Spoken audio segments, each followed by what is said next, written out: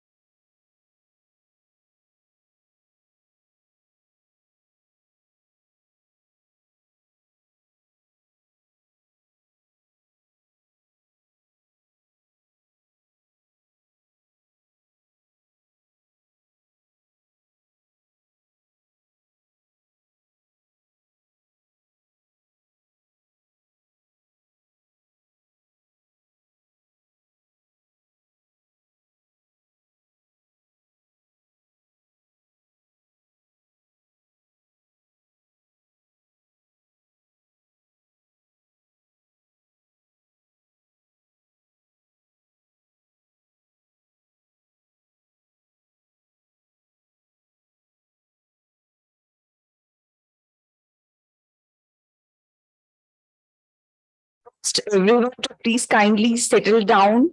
The Honorable NOS is almost to arrive.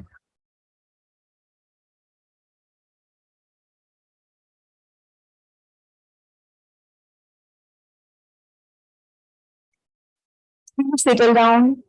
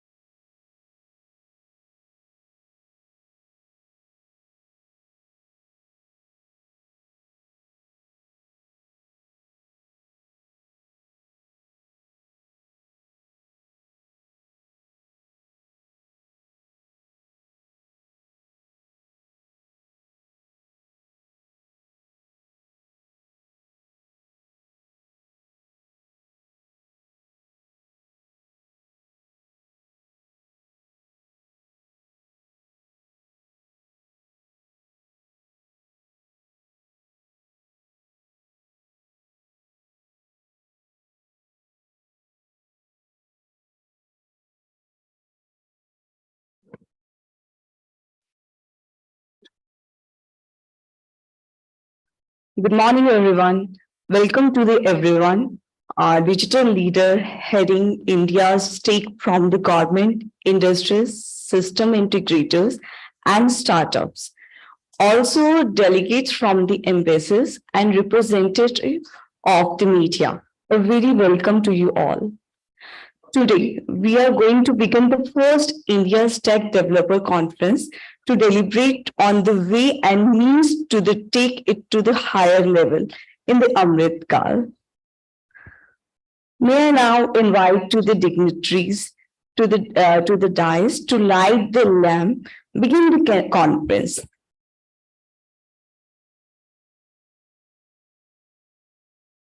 I would like to request some of the delegates from the industries to please join us for the lighting. Mr. Suresh Setu, please join us.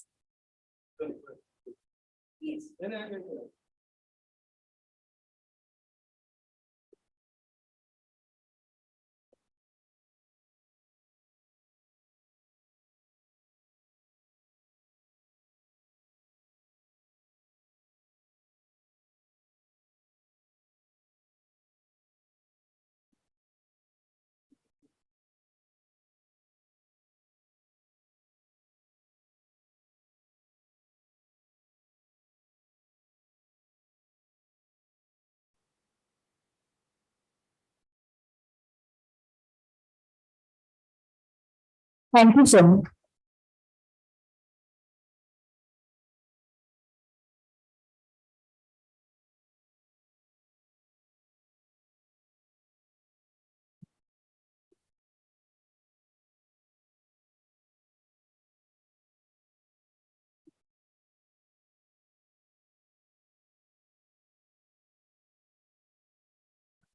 May I now welcome Shri Abhishek Singh, PN CEO and EGD, to set the context and give his welcome address.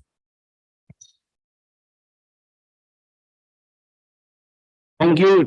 It's my honor and privilege to welcome amongst us today our Honorable Minister of State Electronics and IT Skill Development and Entrepreneurship, Shri Rajiv Chandrasekhar, amongst us. Under whose guidance and leadership, we are implementing all Digital India projects, trying to take digital government to a new level to ensure that we are able to empower digital nagariks. Under his guidance, this conference is being held with an objective to strengthen the India Stack ecosystem, which includes the startups, which includes the system integrators, and which includes the departments and government departments which are leading the implementation of India Stack projects. I'm also happy to welcome amongst us our Secretary IT, Shri Alkesh Kumar Sharma, who has been helping us, guiding us, leading us in all our digital initiatives across the spectrum. Amongst us is also present today Debjani Ghosh, President NASSCOM, in many ways we regard as an integral part of Ministry of Electronics and IT. And she has been a partner in almost all our initiatives, and we have greatly benefited from her advice and her suggestions and her inputs whenever we do any policy formulation. I'm also happy to welcome all the system integrators, startups who have been part and parcel of the India Stack ecosystem. Most of the India Stack projects, whether it's the Aadhaar, the UPI, the DigiLocker, is a result of active participation between the government and the industry. And startups have been playing a key role, whether it was Setu, whether it was COVID. We have been engaging with them, we have been getting direct support as also at the ideation stage. It's very happy to welcome you all here today. And also I'd like to also mention that this conference, we have recorded registrations. We have recorded some late registrations to join online, and we've added some facilities for those who are not able to be accommodated in this hall. So also next time we should have a bigger hall for organizing such an event. So before we go into the details, sessions will be a lot of interactive sessions in which we will hear from you, we will listen to you and try to see in what ways we can make India Stack more robust and help it take it to the global stages.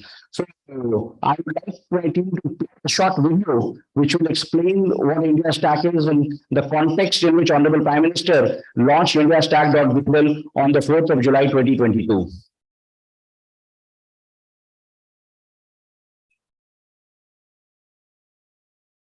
The Digital India Mission, under the visionary leadership of Prime Minister Shri Narendra Modi, has led India far into the digital era.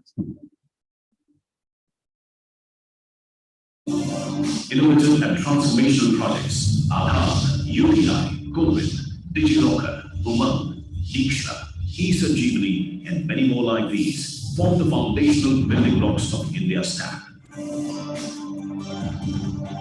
These together have resulted in ease of living for 1 billion plus people and led to efficiency, transparency, accountability in the governance. These technology-led innovations, based on open standards and interoperability principles, are now available on indiastack.global. Digital solutions from India will now be shared globally so that other nations can reuse them, adopt them, and benefit from India's positive experiences. Riding the wave of digital technology, indiastack.global will catapult India's techade and further India's ethos of Vasudhaiva Kutumbakam. Indiastack.global. Thank you. So now with regard to the context of this conference, I will just quickly run through a few slides before we proceed on. So can we have the slides, please? Yeah. So as I mentioned, the India Stack has been envisioned by Honorable Prime Minister, and the projects that have been implemented, whether it's the health stack or whether it's the DBT platform, whether it's the UPI transactions or the Aadhaar ND platform, it's played a key role in transforming lives. And with that, India has emerged as a preeminent nation across the world, wherein technology is being used for benefit of governance, for improving ease of living, and lives of citizens have greatly improved by use of by responsive governance, by ensuring corruption-free administration, and ultimately, what these digital solutions which have been implemented at population scale can be leveraged for solving global challenges. And in our various interactions with global communities at the UNESCAP level, at the G20 level, there is a lot of interest in the solutions that have been developed in India. And in that context, I would also like to mention that several representatives from embassies and missions, officials who of various countries who are posted in India are present here today. And we'll be happy to listen to their perspective also with regard to their expectations from India Stack. The objectives of this conference includes to expand the system integrator and developer ecosystem around India Stack, to listen to our developers and system integrators with regard to APIs that are available, APIs that need to be available in order to build value-added products on top of the DigiLocker building, on top of the India Stack building blocks like DigiLocker, Aadhaar, UPI. Then also this conference will also lay out the roadmap for coming up with a schema for certifying India Stack certified developers or India Stack certified system integrators, which will help us to take India Stack to other countries, so that if any of these projects are to be implemented in any country which has shown interest, ultimately the task of actual execution will have to be done by Indian industry, will have to be done by Indian system integrators, will have to be done by our developers. And this would help us also, like within India also, if you have to build value-added products on top of India stack, then that kind of inputs also will be required from in the interactions that will follow in this conference. The India stack architecture, most of you would be familiar with it. The basic building blocks remains the Aadhaar digital identity authentication system, the UPI interface for digital payments, and the geospatial authentication platform that BISAG is helping to develop. And these connect with APIs to the core projects under under India stack. So whether it's GEM or COVIN or Arogya Setu, e-office. Arogya Setu, incidentally, now is being repurposed as a public health app, which will help us and under the health stack. So these projects offer various services and they get interconnected with APIs, and some of these APIs are also available. More than 2,000 APIs are available on API setu.gov.in, and many of our partners who are present here today have been consuming some of these APIs to offer more value-added products to the citizens. And citizens, they access, how do they access? The digital Nagariks access these services through the Umang app. Umang will be the gateway for all public services, which will allow not only citizens to discover services through a My Scheme kind of platform, but also apply for those services, track those services, and government will also get to know on a very clear dashboard with regard to what services are being consumed, at what level they are being consumed, and how citizens are asking for more services. The other assisted mode is, of course, the common service centers. Those who don't have a smartphone and all, they can go to a common service center and to access these services. The services will be available in multiple modes, including voice mode, which has already been enabled in English and Hindi on the Umang app. And why India Stack Global? Because as I mentioned, like the successful initiative that has been implemented at the population scale in India, then to reap socioeconomic benefits at the population scales, to have a multiplier effect in digital economy, which will help us realize our $1 trillion digital economy goal. Then the multi-stakeholder approach of implementation, like as I mentioned, the public-private partnership, the role in which, the way in which these projects have been implemented, with the government providing the core infra. The government, like for the health project, like the health registry, the hospital registry will be provided by the government, and on top of it, the value-added project being built by the private sector entrepreneurs. So that kind of approach is very, very critical for the success of these initiatives. And constant innovation. Once we involve industry, once we involve startups, when we involve the tech minds, the innovation becomes the order of the day. So that's very, very important. India Stack, as I mentioned, like launched by Prime Minister in July. It's based on open standards, open APIs, interoperable, and then the IndiaStack.global gives the details. Right now, we have got 12 projects on this platform, and this portal gives the details with regard to what this project does, what is the architecture, who are the contact details, the API, the source code, wherever it's available in on GitHub or OpenForge. Then even a kind of concept note that if it's to be replicated in any country, if any country wants to replicate, say, for example, DigiLocker, how it can be done, what are the process steps, who to contact, who are the concerned, and then after this we'll come up with like who are the system integrators who will be certified to help develop such solutions in any other country. And then the resource persons, and we also conduct like this India Stack Summit is being considered. Very soon we'll be having a global summit in which we will further explain with, and we'll get developers and experts who have developed these solutions to share their insights. Today also we will have presentations with the project owners in which they will give details of this, how it has been done. This portal is available in all 6 UN languages, and as we go forward, more and more solutions are being added to that. The role of system integrators and startups will be to implementation of India Stack solutions in the new and emerging markets. Then innovation on top of the India Stack, what better products can be built over what has already been done, and creating a vibrant network effect. So this will be very, very important, and this will be the kind of appeal and the takeaway from this conference, to come out with ways and means to ensure that this partnership is built up, partnership is strengthened, and we are able to work together in developing the new age products. The role of the government, of course, our role will be to ensure that we are enable the India Stack developer ecosystem, providing all the solutions which are available on IndiaStack.global, and kind of building the initial contact with other countries which are trying to explore such solutions, so that you are able to take them and build that, and to onboard the SIs and startups as partners. So this is the brief kind of overview that I wanted to give as context setting. And as we go forward, as we listen to our secretary, to Debjani, and to Honorable Minister, we'll get further insights with regard to how we can move forward on this journey. So thank you once again for joining this in such large numbers, and look forward to a very engaging discussion through the day. I would also like to now welcome Debjani Ghosh to give her remarks.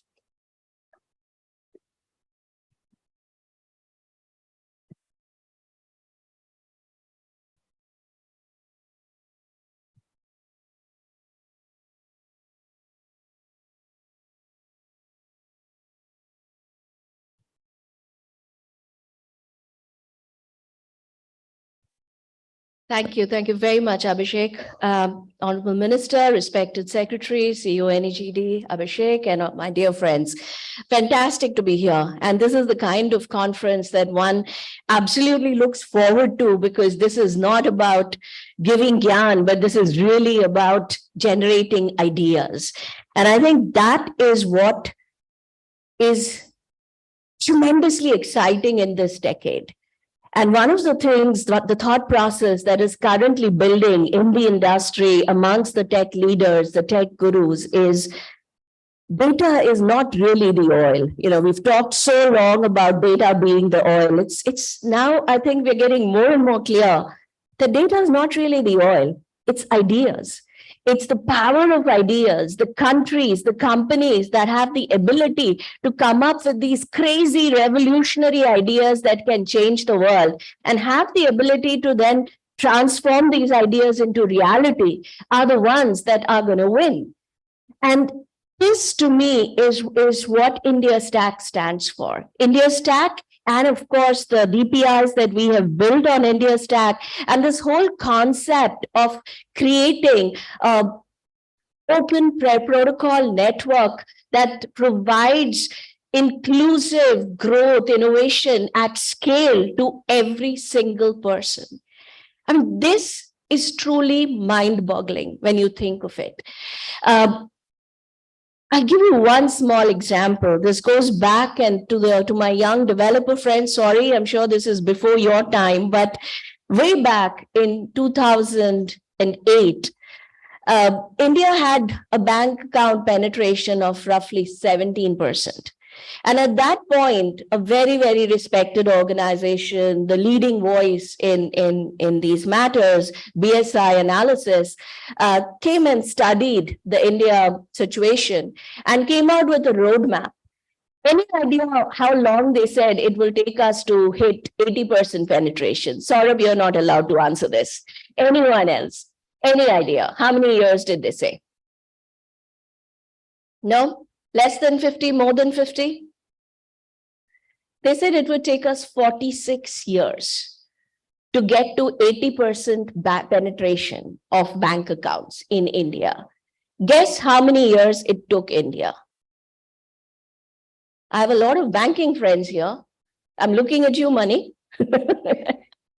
It took us 6 years. So we kept the 6 out of the 46 and we just threw away the 40 and we made it happen in 6 years, the kind of disruption the world has never seen. That kind of acceleration, honestly, the world has not seen. And what made it possible was, of course, this fantastic infrastructure that came together for people like you to build on it and create these solutions.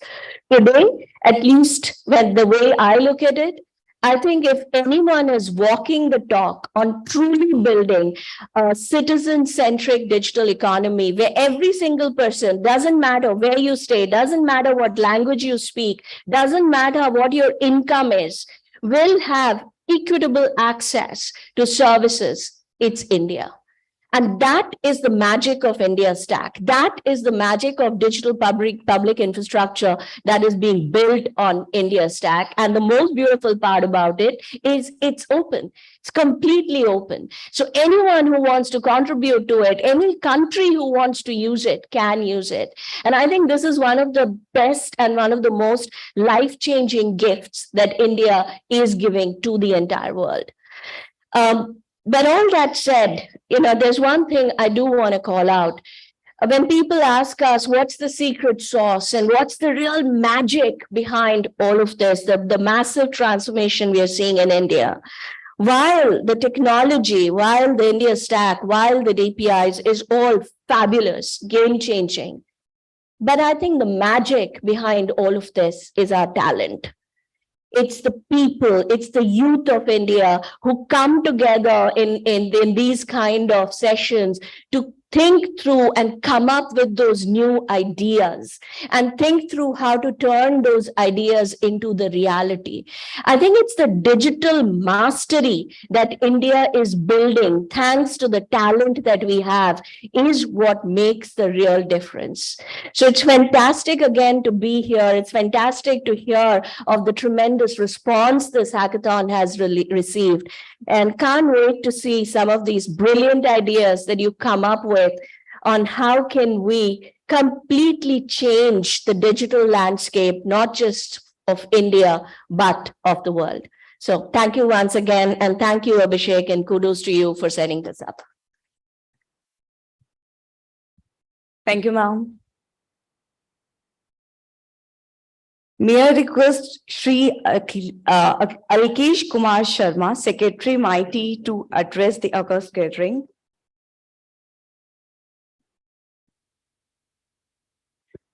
Honorable Minister, Devjani ji, Abhishek, my friends from the industry, colleagues from the government, young startup friends, ladies and gentlemen. I think it's the context has been set by Abhishek and Devjani ji. As we know, the Digital India Abhiyan, which started about 8 years ago, has really transformed India. We have transformed our society. We have converted into a knowledge-based economy. And obviously now we know that we ensure that people should have access to digital inclusion, talk about digital empowerment, and also to ensure, as Devjani ji has said, that we should also ensure that there is no digital divide. I think these were the 4 specific areas on which a focus was done. And when Prime Minister spoke about it in 2015, and again he repeated it in IMC in 2022 October, he said that is what we had in mind when we launched this. We wanted that digital first. I think that was the first thing he began with, that we should start digital first approach. We should start thinking digital. We should ensure digital connectivity to each and every part of India. We should also ensure that the cost of data, ultimately that should be in the affordable range. And even we should work on how we create a manufacturing ecosystem for digital device, cost of device. I think these were the 4 pillars on which India started working, and in the last 6 to 8 months, the transformation is for all of us to see. India Tech is basically an orchestration of that digital transformation which has taken place. A public-private partnership model, a very strong public-private partnership model. In fact, I was talking to one of my counterpart in one of the EU countries, and then we started talking about the difference between the way they developed digital economy and the way they developed our digital public infrastructure. We said some of the platforms developed in those economies have been largely owned by big tech. In India, it is truly public. All our platforms, all our infrastructure is public. It's open source, open architecture, API-based, interoperable. Any one of our private sector partner, any startup who wants to build on that, we created this platform in multiple sectors. And obviously, the private sector, the young startups, they innovated, they came and built applications, services, and products on that. I think that's a model which leads to greater success. India's Tech, 12 platforms have already been put for public to share with the other economies of the world. I think now the time has come that we must showcase. We should also look at what is new and additional that we need to do. I think the context set by Abhishek specifically says that we should see how we can fast track our innovations on India's Tech, how the developing community should contribute to India's Tech, ease of doing business and ease of living, how we can ensure that the last citizen who is living at the border of India's borders, they should also have access to all the service deliveries in a seamless manner. We are looking at a whole of government approach rather than, approach in silos. The government is now moving. The whole objective is that we should move from e-governance to digital governance. The whole of government has to move in one direction. We are looking at that how we create a single unique ID for every citizen. And we also must have only a single sign-on facility so that, and of course, whether you speak English or any other Indian language, even if you speak Santhali, you should be able to have access to the services which government provides. I think that is the second thing. So we are looking at this community, each one of you, to help us building these specific areas of new innovations, new products, which will help us taking these services, making the life of Indian citizen much more easy. Ease of living is the motto, and we want to achieve that in the next couple of years. I would like to congratulate Abhishek for organizing all of you in this specific session. And we'll be keenly looking at your input in building upon our innovations and our products. Thank you.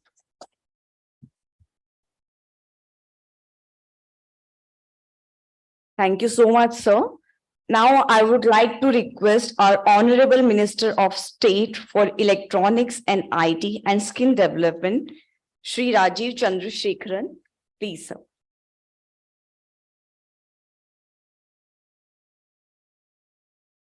Is that okay, I'm close or it's okay? Yeah, thank you.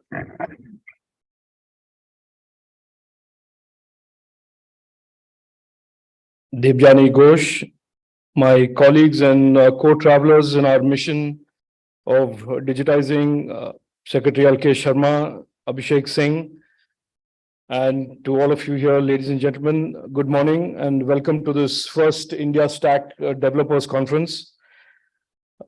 My colleagues have already spoken, Devjani has already spoken, but let me share a few thoughts on what our expected outcomes of this conference is. Let me start by saying that this is obviously the first Developers Conference, and as Abhishek mentioned, this will be followed up by a larger global India Stack conference, whose objective will be mainly about communication, awareness creation, and with the objective that there is increased adoption and access, increased access and adoption of the India Stack for countries around the world, states around the country, and for in addition to that, expanding the ecosystem of developers that work on the India Stack, that collaborate, contribute to the next generation of innovations, and also help those countries and states that want to integrate, innovate around the India Stack or pieces of the India Stack with the capacity and capability, talent-wise and enterprise-wise to do so. A little, Abhishek has set the context, but let me just step back a little bit more so that for those who are here today, especially those who represent countries and those who are from the startup community and the private sector SI community, to understand how we have got here and what therefore would be our vision to take this forward.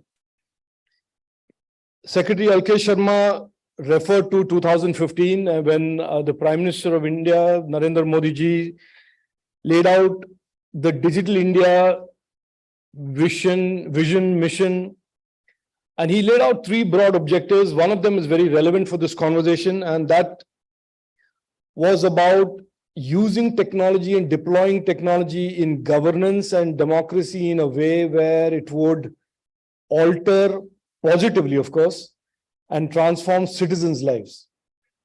And this was particularly important for India because for six and a half decades, our governance model, the reputation of our governance was that it was dysfunctional and in many ways, but characterized and summed up in this famous statement in the late 80s by the then Prime Minister that for every 100 rupees that left Delhi, only 15 rupees reaches the beneficiary or is used for the beneficiary's benefit.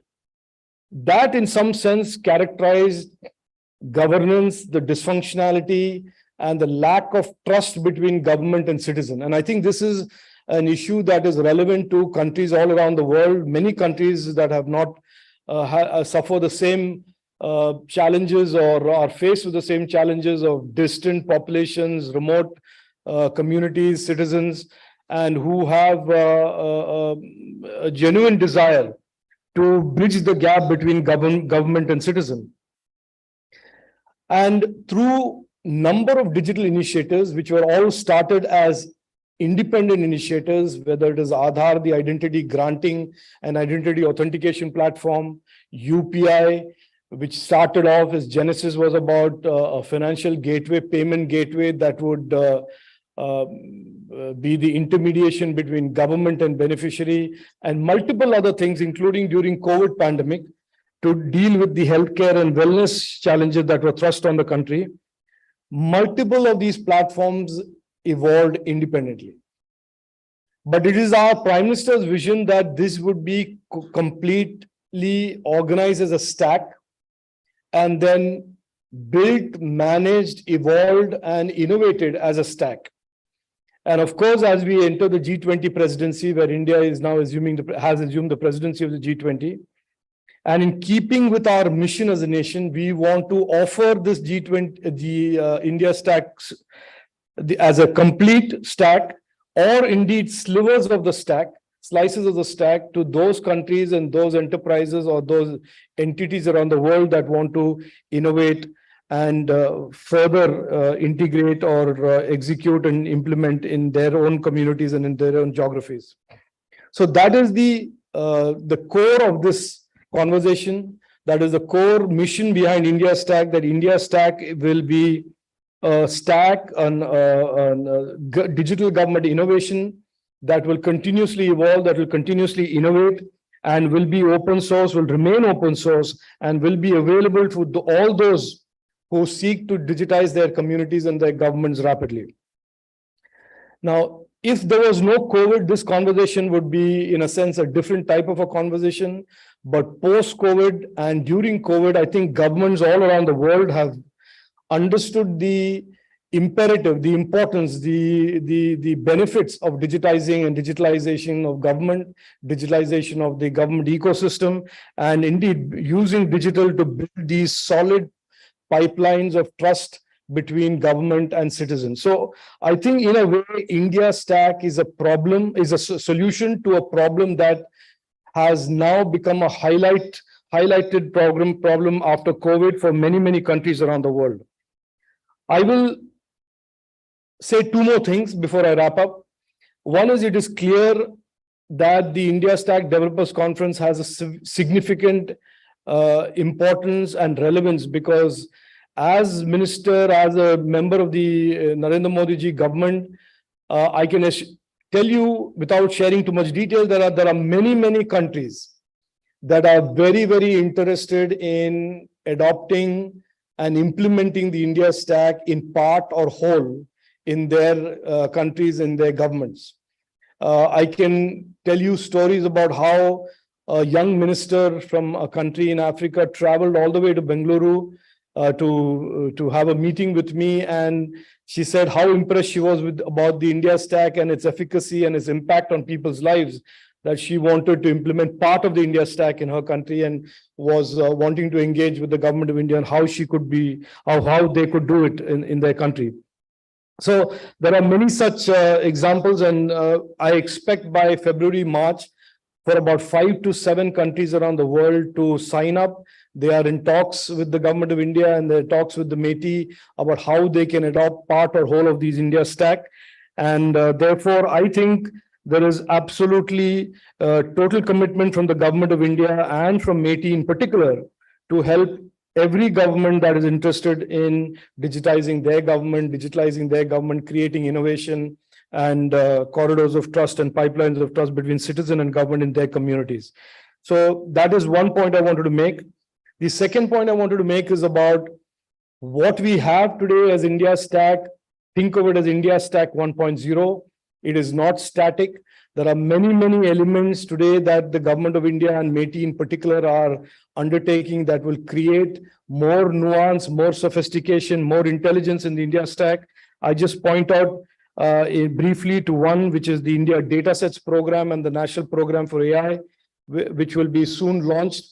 And so using data sets, creating artificial intelligence layers into the India Stack will also be part of the innovation journey and the roadmap and the evolution roadmap of the India Stack. So the India Stack will continue to be evolved, will be cutting edge. I want the SIs and the startups here to certainly understand that and be part of this innovation of the next generation of India Stack as well.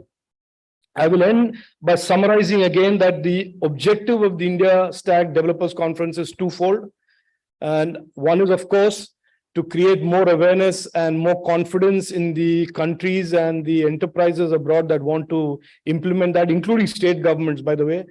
And the second is to signal that we are committed to creating a very robust ecosystem of developers, startups, and SIs around the India Stack that will support any country or any government's intentions to create their own version of the India Stack and have the execution capacity and the bandwidth available from India to help their own startups to help execute their versions of the India Stack. So I'll leave it at that. Thank you all again. I think, as Abhishek mentioned, this is the first of many conferences, including a larger global India Stack global conference.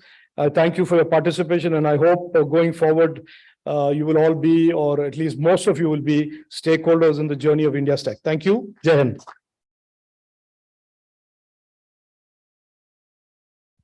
Thank you so much, so. Now we will have presentation on India's tech solutions with Aadhaar. Starting with Aadhaar. We request CEO UID Authority, Shri Saurabh Garg, sir, to make a brief presentation on the Aadhaar ecosystem.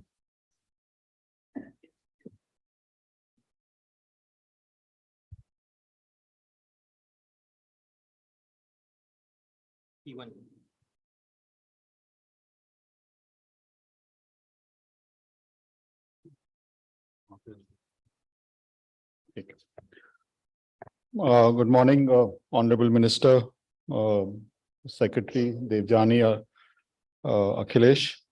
I'll just make a brief presentation on Aadhaar and how developers and how we are trying to make it easy for developers to use the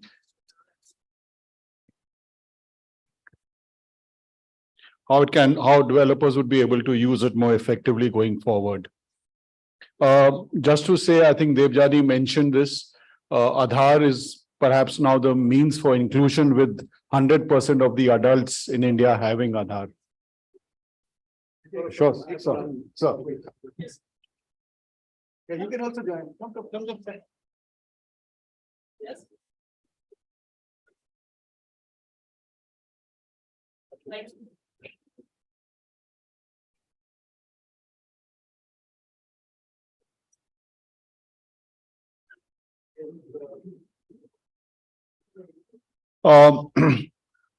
So we have now that enrollments are basically done, the number of updates is what happens 4 times, and that is to be expected. Just to reiterate on the authentication, which is the biggest users now, we do about more than 7 crore authentications every day. And we use the Aadhaar. It can be demographic or any one of the 3 biometrics, fingerprint, iris, or face, or the OTP. And we are augmenting the way the growth is happening in the last 18 months. We've jumped from around 4 to 5 crores to over 7 crores. We are expanding our capacity to handle 20 crore transactions a day. On the ecosystem, a lot of the partners are present out here. What we are working on is to expand the number of authentication user agencies. The banking sector is fully more or less on board. We have a large number of NBFCs, nearly 300, which have come on board over the past 6 months alone. And we are expanding that network so that more and more organizations can make use of the authentication. Obviously, we have a secure network. There are protocols that we follow to ensure security. Cooperative banks is one area. There are more than 800. We are expanding that because they are also in touch with the most vulnerable sections at the village level. And on the NBFCs, there are nearly 8 to 9,000 NBFCs. We are still in 3 digits at the moment, and we need to expand that. So a larger part of the financial system would be able to use Aadhaar. Face authentication is something that we have just introduced, and we already have around 10 entities which are using it. Another 9 or 10 are on the way, and there's been an exponential growth in the use of face authentication, and which we expect going forward we'll be using it to a much greater area, amount. On the cost, I think the World Bank has already estimated that what used to cost nearly $15 to $20 for onboarding has come down to a few cents in India. We charge only 3 rupees now for the banking system. Earlier it was 20 rupees, which if you look at it at a broader level was still quite low, but we are further committed to reducing the cost of onboarding new customers, which is one of the biggest advantages that Aadhaar offers. Just to give you a breakup of the authentication transactions, biometric comprises nearly 75%. At the moment, face and iris is very limited, but face is something that we expect to grow much more because it can be done through any smartphone. For biometric and iris, you need a small device, even though it's quite cheap, but you still need a device. As you can see, out of the 7 crore transactions, nearly 40% are of the banking sector alone. The rations, the PDS is around 20%, and that's how it ensures that there's no leakage in the PDS system. Biometric authentication, telecom and Manrega and a host of other agencies are the balance. This is the area which I would like to highlight and which has a lot of possibilities for using, which is the offline verification. We have this QR code on every Aadhaar, whether it's the e-Aadhaar or the PVC card or even the mobile app. And this is freely available, and it provides a confirmation of whether that person asking for authentic verification is that person. There is the photograph, there is the name, date of birth. And we also have an XML file which can be shared by the user. So consent is built in because that person who's offering their QR code or the XML file is happy to share it with the person. And I'll talk a bit more on this in the next few slides. And this is where offline verification can be used by developers, tax, and we would be very happy to work with you on what it can be done. For example, the QR code which is there on the mobile app, can it be deep linked with other apps, and therefore it can be picked up and make it much more streamlined? Can this be shared with another entity on another device by WhatsApp, by email, by SMS, or in whatever manner so that it can be used? Can local match, face match be done with the Aadhaar, which has the photograph, and check it with the face who's looking at it? And this is in fact DigiYatra, if you have used on the airports access control, at the back end, Aadhaar is doing that verification. There are many more use cases that can be thought of. And I think that's the area we would be very happy to work with developers on what can be the possible use cases for this. On the India stack, I won't say much. There has been a lot of discussion, but whether it's the Aadhaar-enabled payment systems, which are enabling people to use banking services, even though there may not be a brick and mortar branch. The eKYC, which is enabling onboarding of customers so much faster. The eSign, which can replace the dongle-based digital certificates, which is again uses the authentication through Aadhaar, DigiLocker, and of course, UPI. Where we are working on is looking at an eKYC minus. And just one example I can give you, it might be at some places, all they want to confirm is whether that person is an adult at the time of entry, maybe for certain kinds of shops or bars, etc. So, and the person may not be wanting to give their full details. You just need to verify whether that person is an adult, whether that person is a male, or confirm that male or female, depending on what is the requirement of that business entity. And we can build on eKYC minus, and on the eKYC plus, give the update history, so that you want to know where that person has stayed in the last 5 years. The update of the address would possibly give that. And this is something that we can work with developers, especially on the eKYC minus part. We've started a data science workbench in our tech center in Bangalore, which will leverage the anonymized database that we are developing.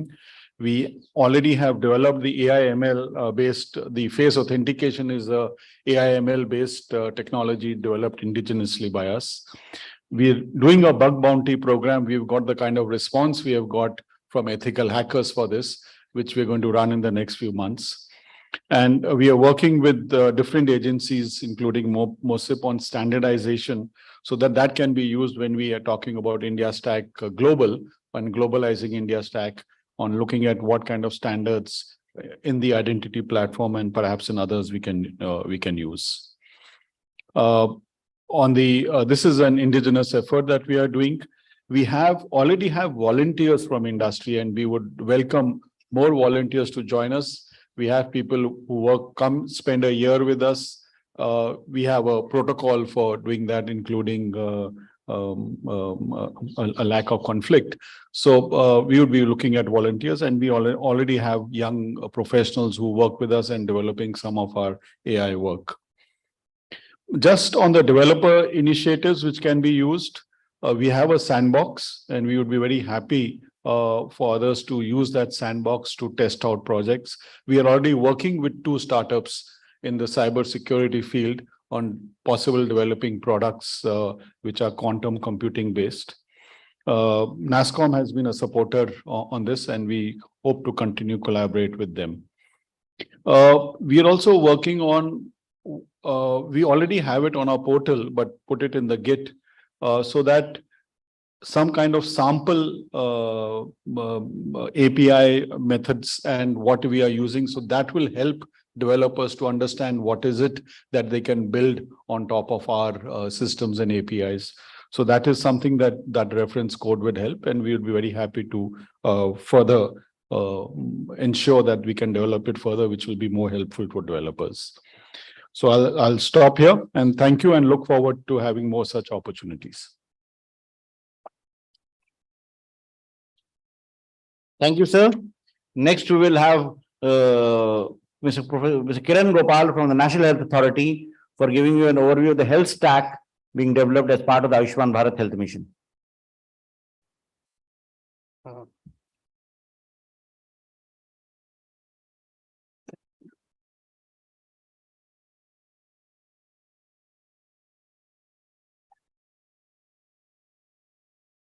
Thank you, sir. Good morning, everyone.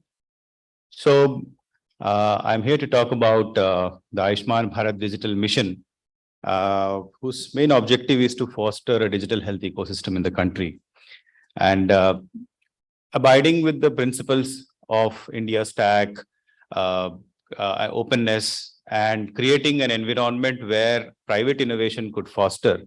The ABDM, the digital mission, started with the vision to create a digital health ecosystem with an ultimate aim of universal health coverage, with certain core principles that all the standard, it would be based on open, interoperable standards and security, confidentiality, and privacy, because of the kind of data that we are expected to deal with being at the core. So we work with certain principles for technology and domain, where single source of truth, that is using certain registries as a single source of truth, a federated architecture where data remains where it created, open APIs and interoperability, and following the broad India enterprise architecture framework.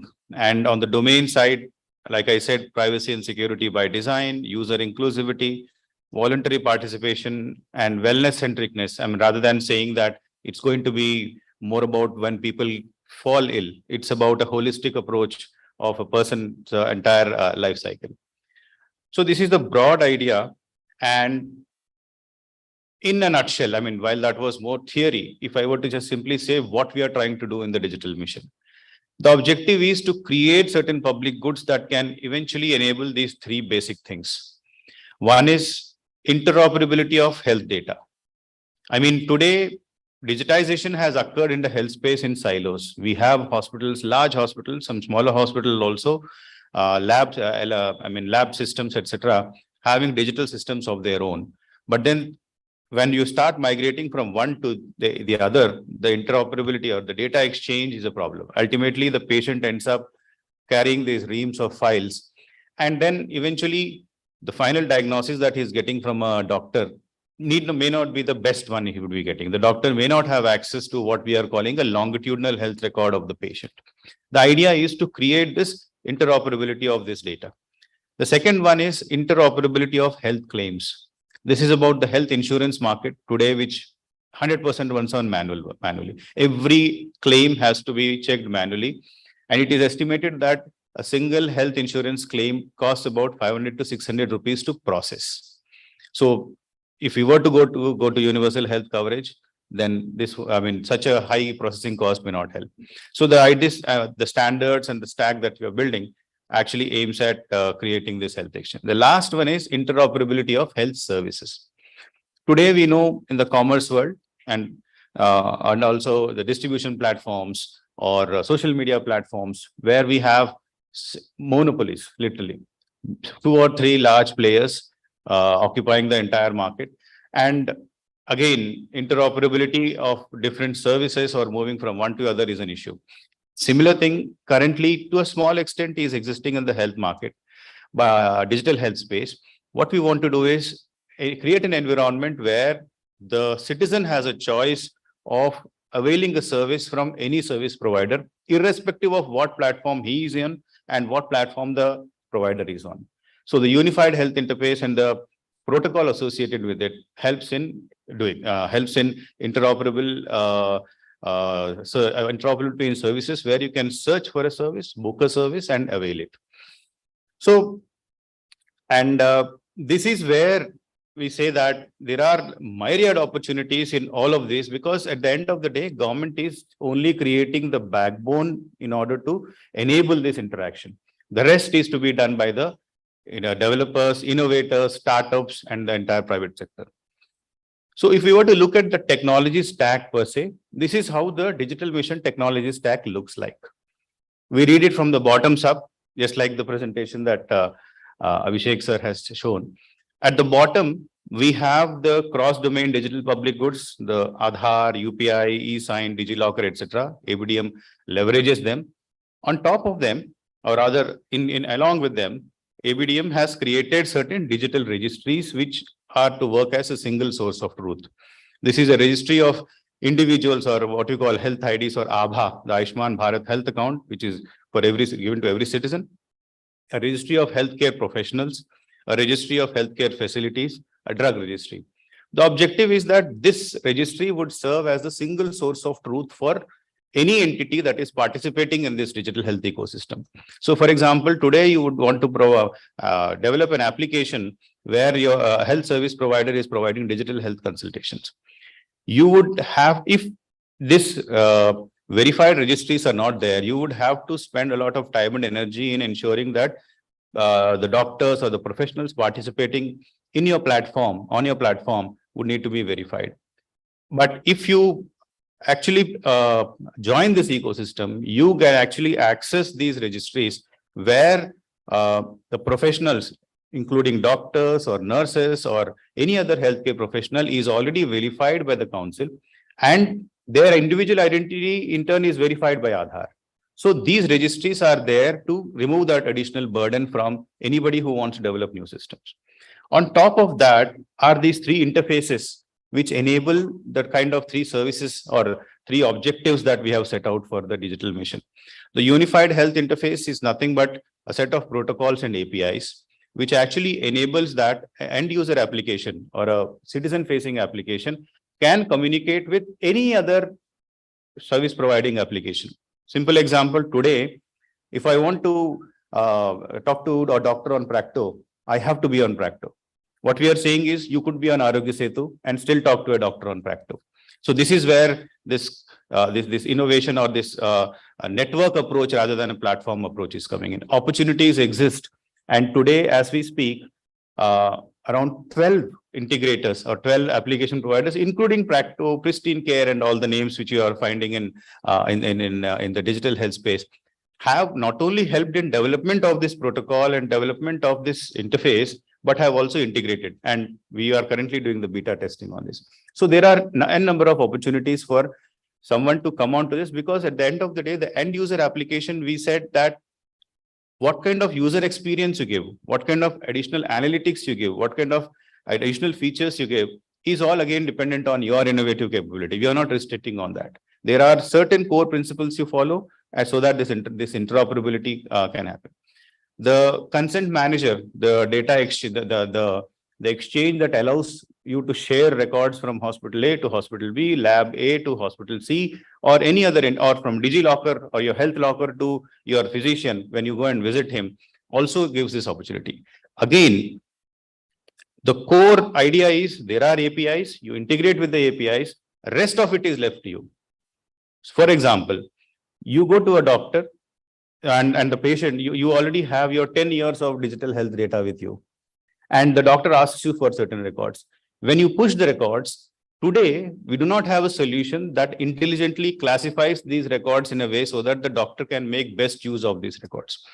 And then there are a lot of AI ML applications where the system can read these data, extract information, and provide probably some sort of a graph. For example, a diabetic patient has come to you with his 2-3 years of blood sugar readings.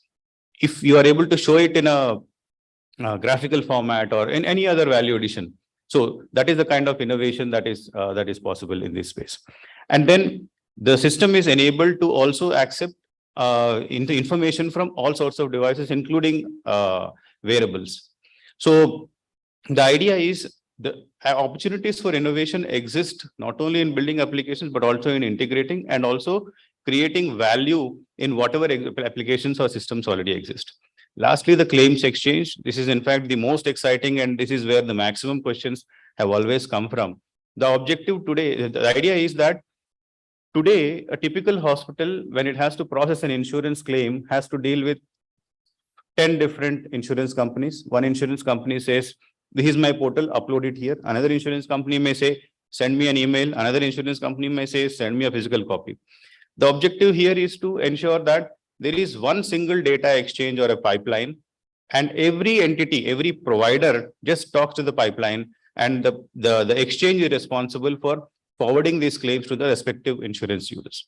For this, the standardization of the claims document has been completed. We have created digital claims document and also a standard for passing this information from provider to the payer. So the opportunities here are immense on the provider application and also the payer application.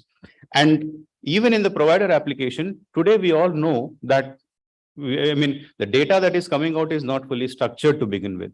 So opportunities exist in converting data from a physical scanned copy or a digital PDF to actually creating structured data, and then finally enabling auto adjudication of records so that 600-500 rupees cost that I mentioned can come down.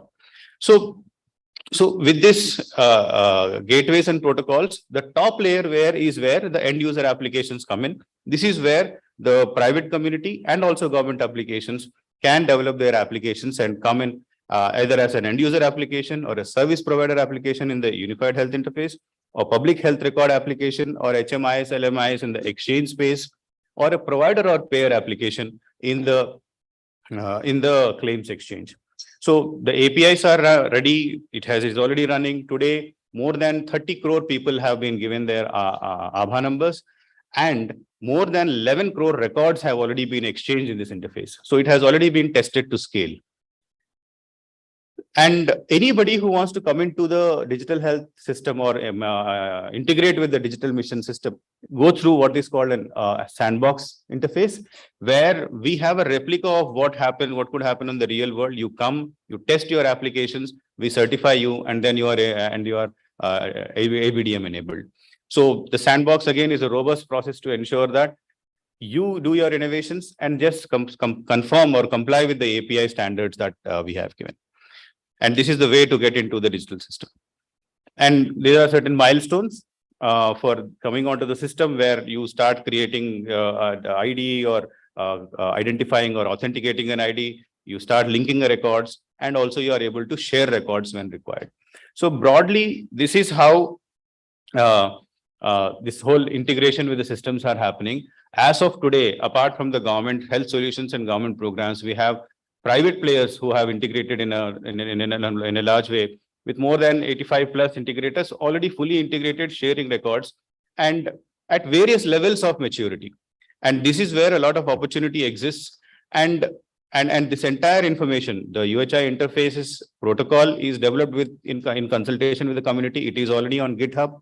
You can actually access it. Similarly, the claims exchange protocol, and also the health exchange data, health exchange code base is also on Git. So you can actually join us as volunteers, as a secondment. We also have a secondment policy if you are interested in coming and working with us for a couple of years, or as developers, you can always be our partners. We have a specific page on our website, on our portal, where we also list out all the partners who are working with us. And we have an incentive policy to make sure that your digital health solutions are supported and given that initial push wherever required. So this is like, I would say, the next big opportunity after UIDAI. UIDAI and UPI have taken us so far. I think health space is one space, and it is estimated that annually around 6 billion health transactions take place. Our objective is to capture all of them digitally and provide that additional value added service with the support of the developer and the startup community. Thank you. Thank you. Thank you, Kiran, for giving the overview of the Ayushman Bharat Digital Mission. And both the Aadhaar and the UHI presentation showed how the opportunities are there for developers, for industry, for startups to build value-added products on top of the stacks that are being built up. Next, we will have another key project which has transformed the way we do procurements in the government. So I would like to invite Prashant Kumar Singh, CEO, Government e-Marketplace, to make a brief presentation on the opportunities that exist with the GEM portal.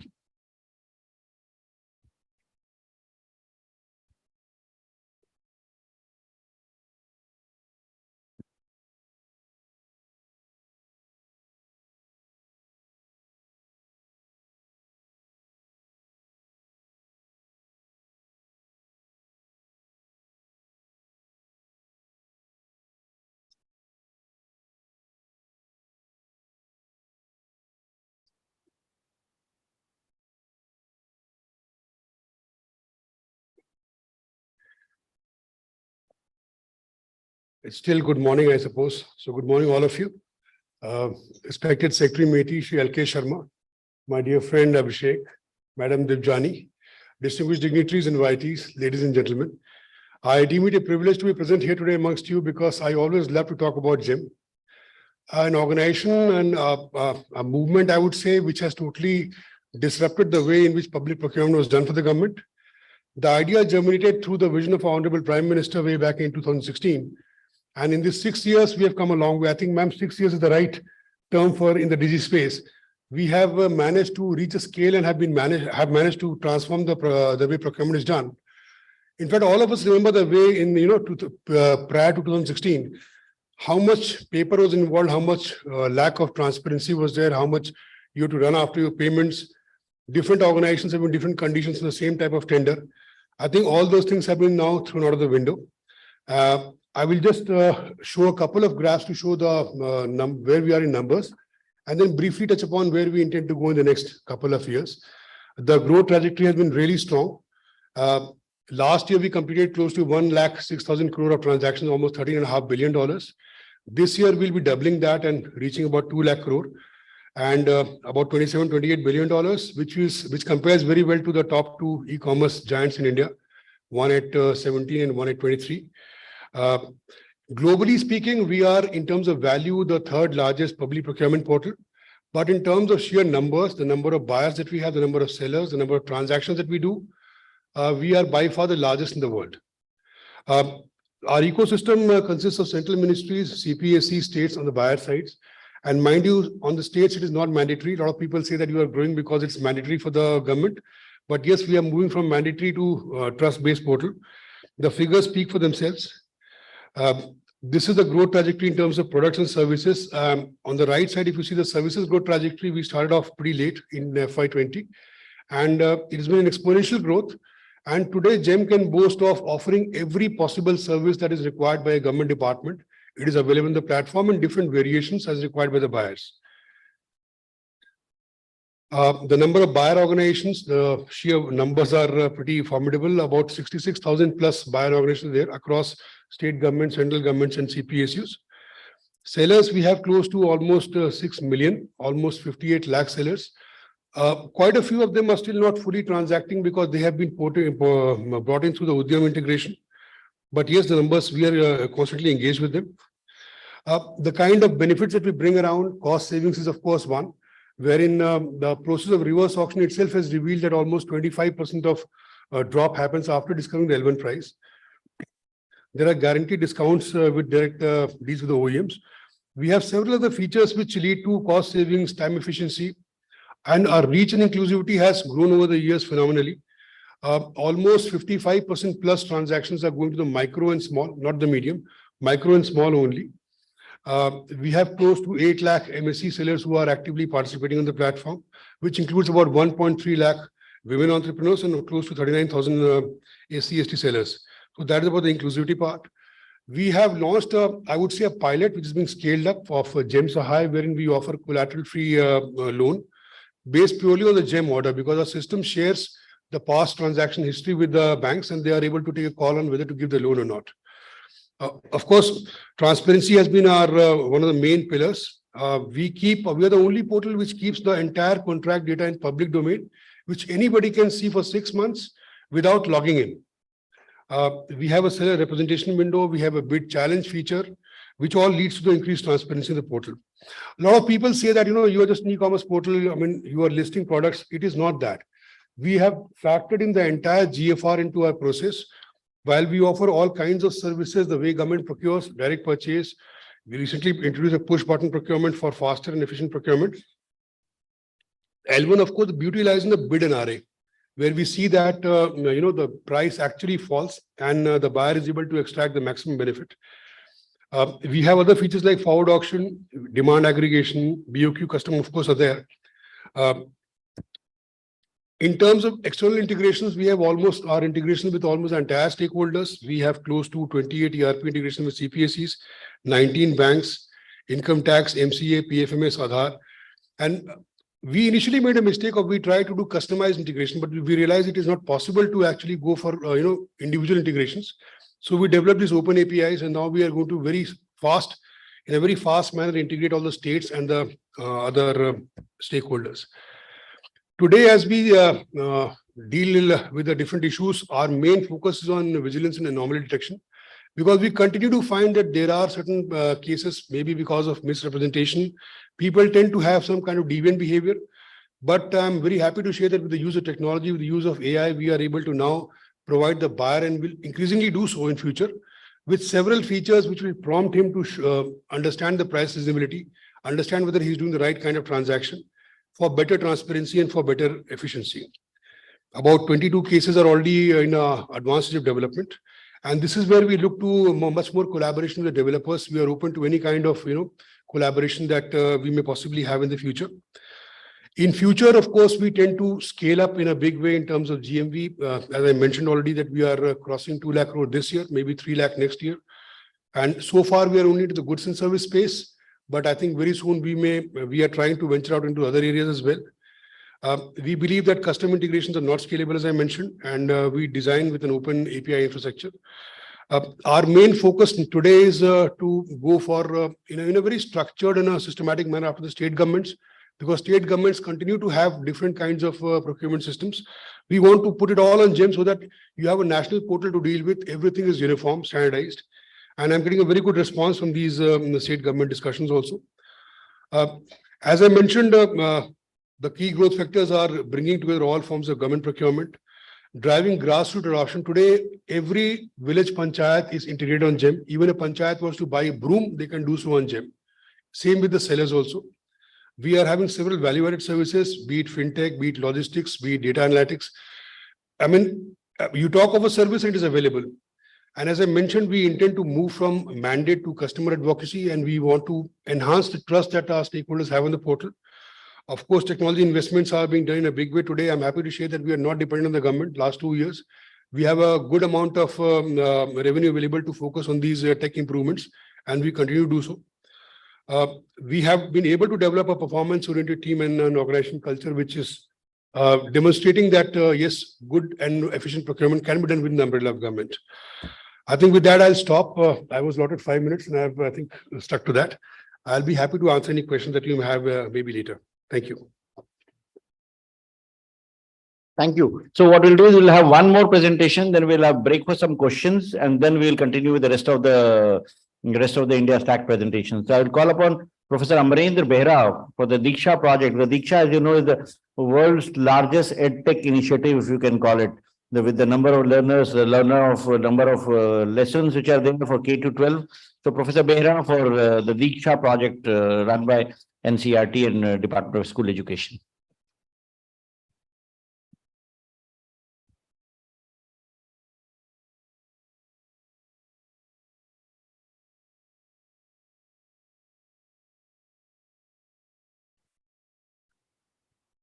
Very good morning. Namaskar to all of you.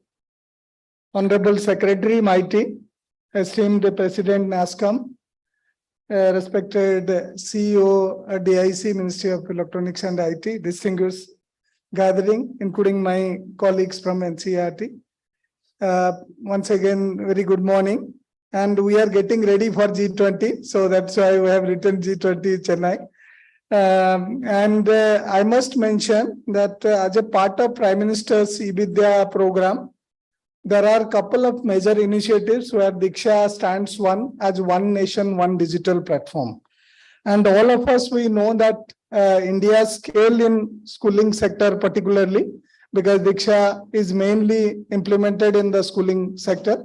We have 1.5 million schools, 260 million students, and nearly 9.7 million teachers in the country, and nearly 15,000 teacher education institutions in the country, and 60 boards, so school boards across the country. So we work with them, and Diksha is virtually a junction where many, almost 40 different portals of states and some national agencies, including NCERT, CBSE, NIOS, that is there. And all of us also know that the policy direction is also very clear, because the policy calls for use and integration of technology and digital education, including cutting edge and disruptive technologies. And we are also working towards how teaching, learning, assessment, and continuous professional development of teachers, including how bridging the language barrier, because we have 1700 plus languages in India. So how that could be done. So Diksha, we are working towards achieving the policy goal as well. And if we talk about the implementation, so we are indirectly or directly implementing the policy so that we reach out and bridge the digital divide through scale and diversity and complexity. I must reiterate the Honorable Prime Minister's key statement while talking about use and integration of technology. He says skill, scale, and speed together can be achieved through use of technology, and we are gearing towards that. And we have many plug and play their provisions on Diksha, which is a digital infrastructure for knowledge sharing for school education. And there are learning services, collaboration services, content services. There are 3 lakh plus content on Diksha, nearly 6,000 digital textbooks on Diksha, and nearly 8,000 courses for teachers and other stakeholders on Diksha. So these services, major 8 services are already there, including there are 37 plus languages where contents are available on Diksha. And if I talk again further, so we have a all government approach and all India approach also, and big tech approach, so that partners and together we can work in this particular area. And also we are harnessing three major particularly components successfully. If we talk about policy, then Digital India infra and the market also. So together we are taking this, and it has already been mentioned that these are the digital infra which is propagating for federated building blocks and helped India to leapfrog. I am not repeating that, and Diksha also is one of those we consider. And Honorable Prime Minister launched the digital National Digital India Architecture in 2021, 29th July, as a part of celebration of 1 year implementation of the NEP 2020, National Education Policy 2020. So a National Digital Education Infrastructure guideline has been created with the active guidance of Secretary Mighty and Secretary School Education and Literacy and Higher Education. So which is in place, and it talks about a federated structure, inclusive integrated structure, and we are also working towards that as part of Diksha implementation. And if I further talk about the policy directions, policy also talks about National Educational Technology Forum. And National Educational Technology Forum is directly or indirectly implementing the National Educational Architecture NDR document, which has been developed for higher education, school education sector, and for skilling also, particularly in schooling sector. And if we talk about the stakeholders, you can find from here. So we have parents, we have students, we have teachers, administrators, and also all other stakeholders, including community, while sensitization of stakeholders are concerned. Even we have particularly the universality, that scale, choice, portability, and convenience. That also we are taking into consideration. Learn, help learn, and manage learn. These are our keywords while going together for learning and administration, which is two interaction. And if we talk about the National Digital Education Architecture, there are 32 building blocks, and starting from school registry to teaching, learning, assessment, even educational administration, continuous capacity building of teachers. So all those aspects are related, even school EMIS. So that is also part of this. And as we are working towards a common standard where we are working that it should be integrated, interoperable, and inclusive also. So, so that children with special needs and their concerns are also taken care of. And we are talking again the whole Indian ecosystem, where all the national and state level agencies and the services are included into it. And it was launched long back in 2017 by Honorable Vice President of India. And after that also it has seen a lot of different phases, including Diksha has been declared as One Nation, One Digital platform in 2020, and also as a public good it has been declared. And if I take you further about the Diksha capability and all, so we are following open standards and NDR guidelines also. And again, these are the nearly 17 services we can say. And the technology platform which we are using is Sunbird. And the technology partner now, DIC and NIXI under the Ministry of Electronics and IT. And also we are in the transition phase where XTEP as a technology partner, they are also involved. And main technology platform which we are using is Sunbird. And these are some of the things we are leveraging through use of Diksha, like digital book. There are nearly 600 million physical books where across the country where QR codes are each chapter of the book, including a QR code for the book itself, including NCERT is having nearly 377 textbooks.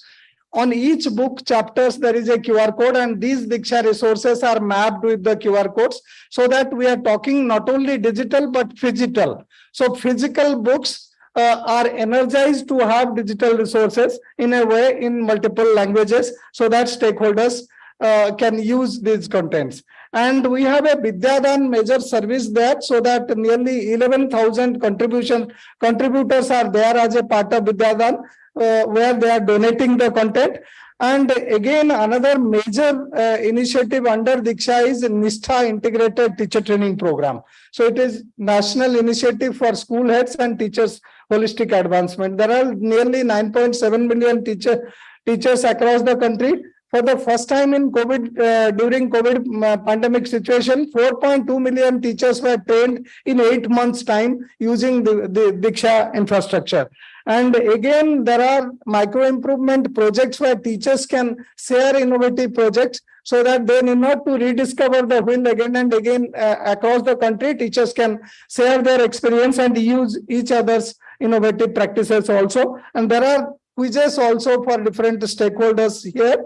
We have several verticals on Diksha. A children with special needs vertical is in the offing, and a skill vertical is also in the offing. It is already designed. Anytime next month or so it will be launched. And we have also a vertical for adult education and foundational literacy and numeracy. So with that, we have a virtual lab vertical, where a large number of virtual lab being populated with the partners. So these are some of the specialty on Diksha. And under the Vidya Amrit Mahotsav, so there are a large number of teachers who are sharing their best practices on Diksha, so that other teachers can use these innovative practices across the country. This success was not achieved overnight. So we have partners from different levels. We have standard operating procedures already in place. Templates for taxonomy and outreach are in place. Guidelines for institutional framework are in place, and guidance and handholding of program adoption is also in place, and data availability through emit mode. Recently, we have created a national data center at NCERT, popularly known as Vidya Samiksha Kendra. So these data centers are going to be having in every state, so that we can at one place see the data emissions, so that how many teacher training target is there, and how many achieved, even district wise, block wise, state wise, and how we can further work with stakeholders, so that we can, in a time bound manner, it can happen. And similarly, also, if students are consuming this content, which part of the country students are consuming more content, which less, so that we can work with the stakeholders to bring other students on board. And also, this has helped in taking this initiative across the country. And under the leadership of Secretary, School Education and Literacy, who is the chairperson of the National Steering Committee to manage the whole platform. Now we have also another partners, CEO DIC, Mighty, is also one of the members for taking this forward. And these are the learning sessions, learning minutes, page hits per page hits till now, and the languages. And I must mention, during COVID pandemic time, nearly 60 million page hits per day were there as far as the learning use cases are there. Now also, after COVID, after the reopening of schools, nearly 30 million page hits per day we are having on Diksha. And as I have already mentioned, it is on Sunbird platform, made in India, made for the world. And these are the stakeholders, the PMUs and the states, UTs. And we have a regular meeting with the states, monthly meeting with the states, so that we onboard all the stakeholders. And the funding is provided by Ministry of Education, and particularly the coordinating agency is NCERT, which we are working with the DIC, NICSI and XTEP. Also, I was mentioning about the Vidya Samiksha Kendra for data emission. So this is the way we have created a data center at NCERT, and 10 major activities from Diksha we have taken, how it can be monitored at the national level, and we can help the stakeholders. not policing, rather hand-holding the stakeholders to onboard them. And for all this work, we are also recognized by UNESCO with King Hamad bin Isa Al Khalifa Prize with $2,500 in June 2022 at the Paris UNESCO headquarters.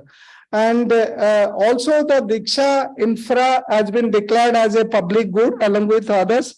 We are working in that direction as well, the stakeholder consultation and all. Even with World Bank, UNESCO and UNICEF, we have started consultation. Nearly 250 plus startups, agencies and technical partners. We had consultation in 3-4 series also. And there are a couple of partners which are working with us also to take like Vidyamrit Mahotsav. We are having a partner who is working towards that. Similarly, Doubtnut platform also, they are getting ready to work with us on Diksha. And Honorable Finance Minister also announced again, and a couple of more slides to close. And since it is declared as a digital public good, there are a couple of other ministries who are using the Diksha infrastructure also. Even during COVID pandemic, Health Ministry used Diksha platform for training of paramedical and medical staff also. And any agency, they can work, adopt and adapt Diksha infrastructure. And we have a mechanism already in place. Using that, we can work together and take it to the world. And also we have a Diksha starter pack for the stakeholders, for states and UTs also, for implementing Vidya Samiksha Kendra and otherwise also all other verticals. And also we have already developed a demo based on the request from Mauritius for helping them to provide Diksha. We are having consultation with them. Similarly, other partners, since we are meeting many partners during G20 summit in the last week of January. So at Chennai, so we'll also be taking it in front of the partners to work together and bridge the digital divide. So to end, I must say that we need to join together where we do ourselves and liberate this platform to create a digital infrastructure and digital resources for teaching, learning, assessment, and also through an advisory package, it can be implemented across the country. There could be many partners also. There could be funding partners like World Bank or any other, and we can have educational partners from the states. So where we can leverage this across the globe. So with this, I conclude by saying that the Diksha infrastructure can be spread across the globe with all your support and our support. And the real mission of the one, particularly Vasudhaiva Kutumbakam, the whole philosophy will be true when we take it to the whole world. Thank you very much. Namaskar.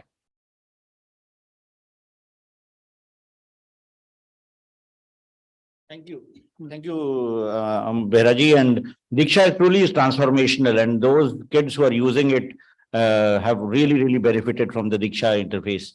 So now if there are any questions, we'll take some questions before we go down to the next series of presentations on UPI, on DigiLocker, Umang and all. Yeah, please. Hello. Hello. Respected Secretary Sir. You could introduce yourself and then come with the question. Yeah, respected Secretary Sir, Abhishek Sir, Devyani Ma'am, and my fellow colleagues. I'm Abhishek Saxena, co-founder of New Technologies. We are a PPI licensed company, and we embed payments in the ecosystem, including our own brand, which is OmniCard. We do innovation on UPI. And we are really thankful. And my question is to Mr. Saurabh. We are very thankful because when we started our journey, the KYC was like days things. Then after it become hours things, and now we do it in 15 seconds. So that is all because of offline KYC. And today I have just heard about face recognition. I can imagine what will be the future and how smooth will be the future. I would like to understand, because digital KYC, when person are doing, we are facing this day to day. The accuracy side, there were some challenges, but now it's much better. So I want to understand on the face recognition, what is the current accuracy level and how, it's going to be improved, because this will be definitely a game changer. Sir.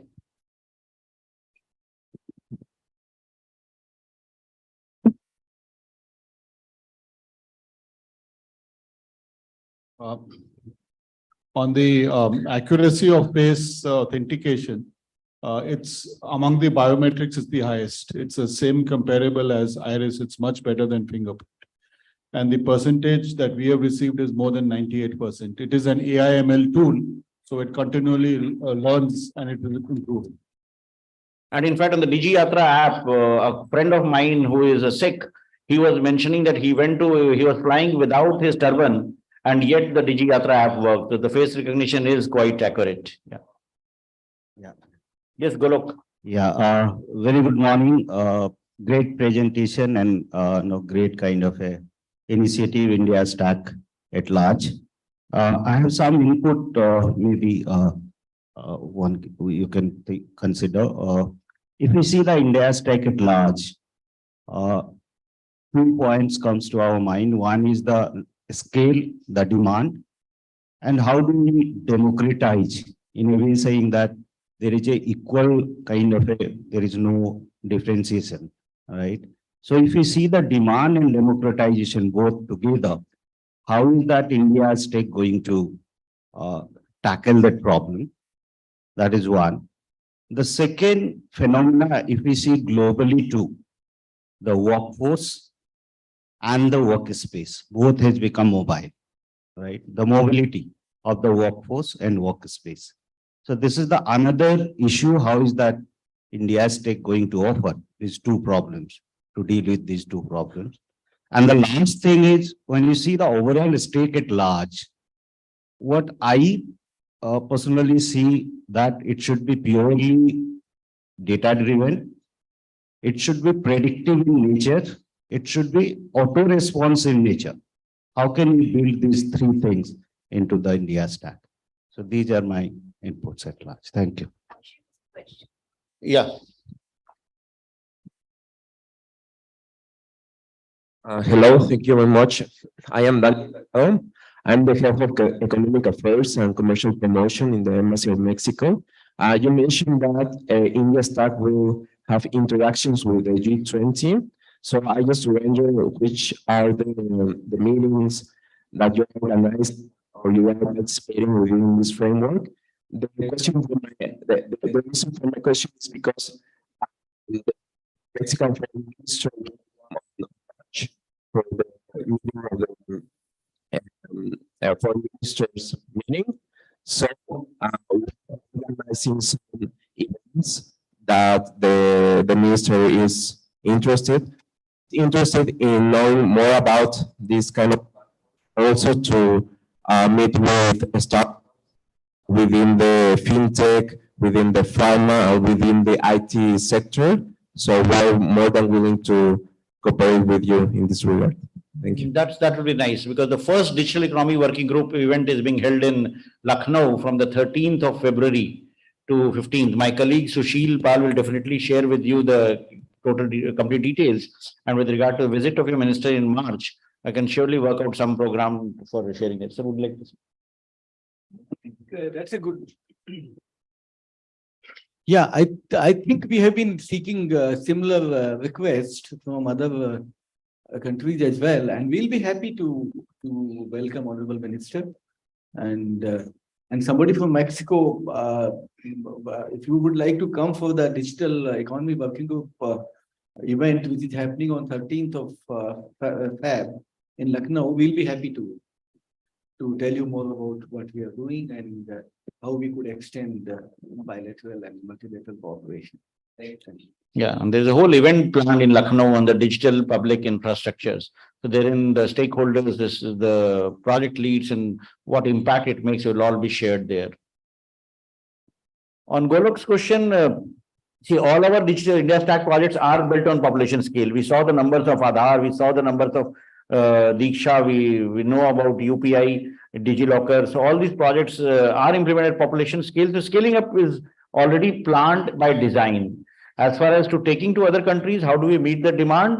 That's the purpose of this conference. It will have to be taken by our entrepreneurs, our industry, our startups, our system integrators. They are the ones who will take you. The initial connect will be built by the connections like what we just spoke with Mexico. The initial connections will be done by the government and handholding, but the actual implementation, replication, when we are helping them with the IT companies of those countries, working with close partnerships. So those models will emerge as we go ahead to replicate such projects at population scale across the world. Yeah. Yes, please.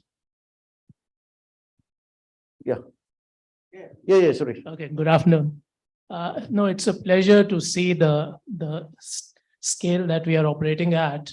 I just as an observation, as we work with countries overseas, I love the idea of certified India Stack developers, certified India Stack system integrators. You find a lot of time the companies struggle with the conceptualization and actual manifestation of what the stack can do for them. And while technology is one facet, there's clearly policy, there's regulation, and India has a rich learning from that. So we should actually be looking at something like digital India Stack certified evangelizers, which can look at it at a 360-degree level and provide a sort of thought leadership and engagement with countries overseas in taking the stack abroad.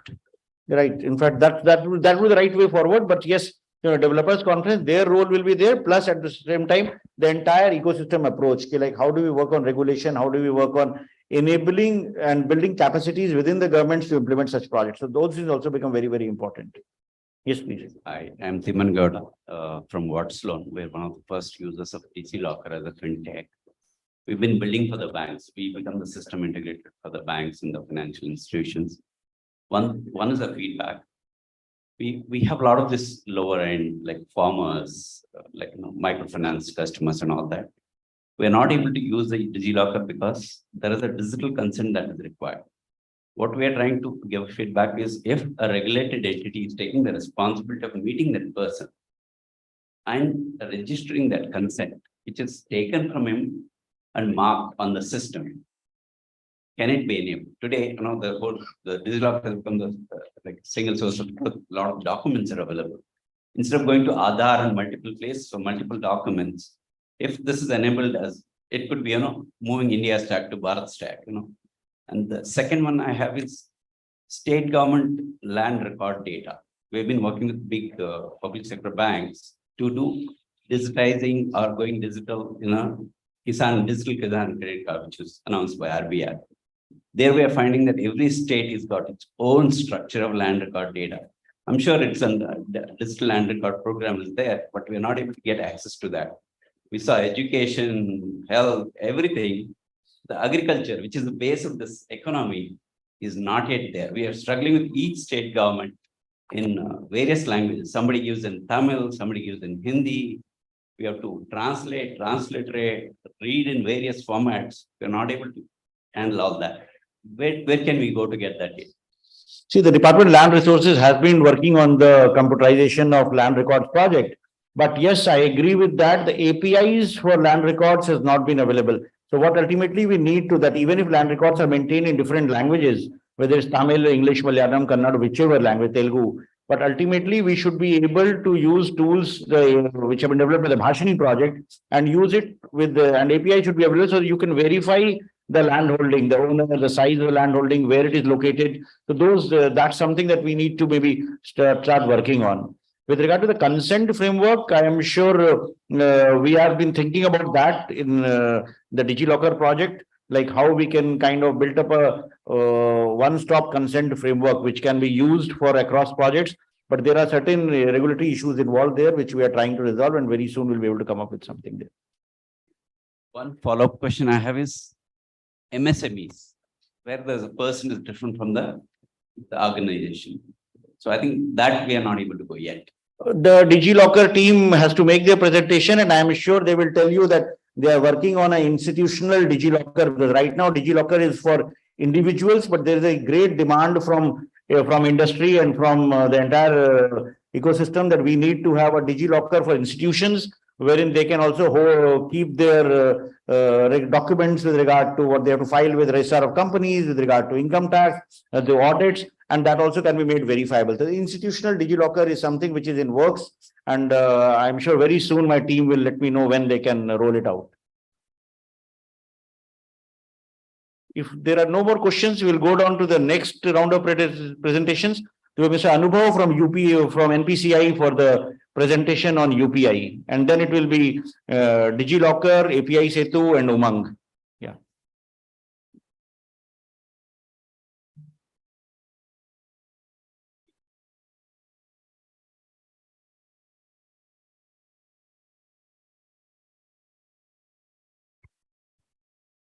Respected Secretary Meti, President NASCOM, President and CEO NEGD, distinguished gathering.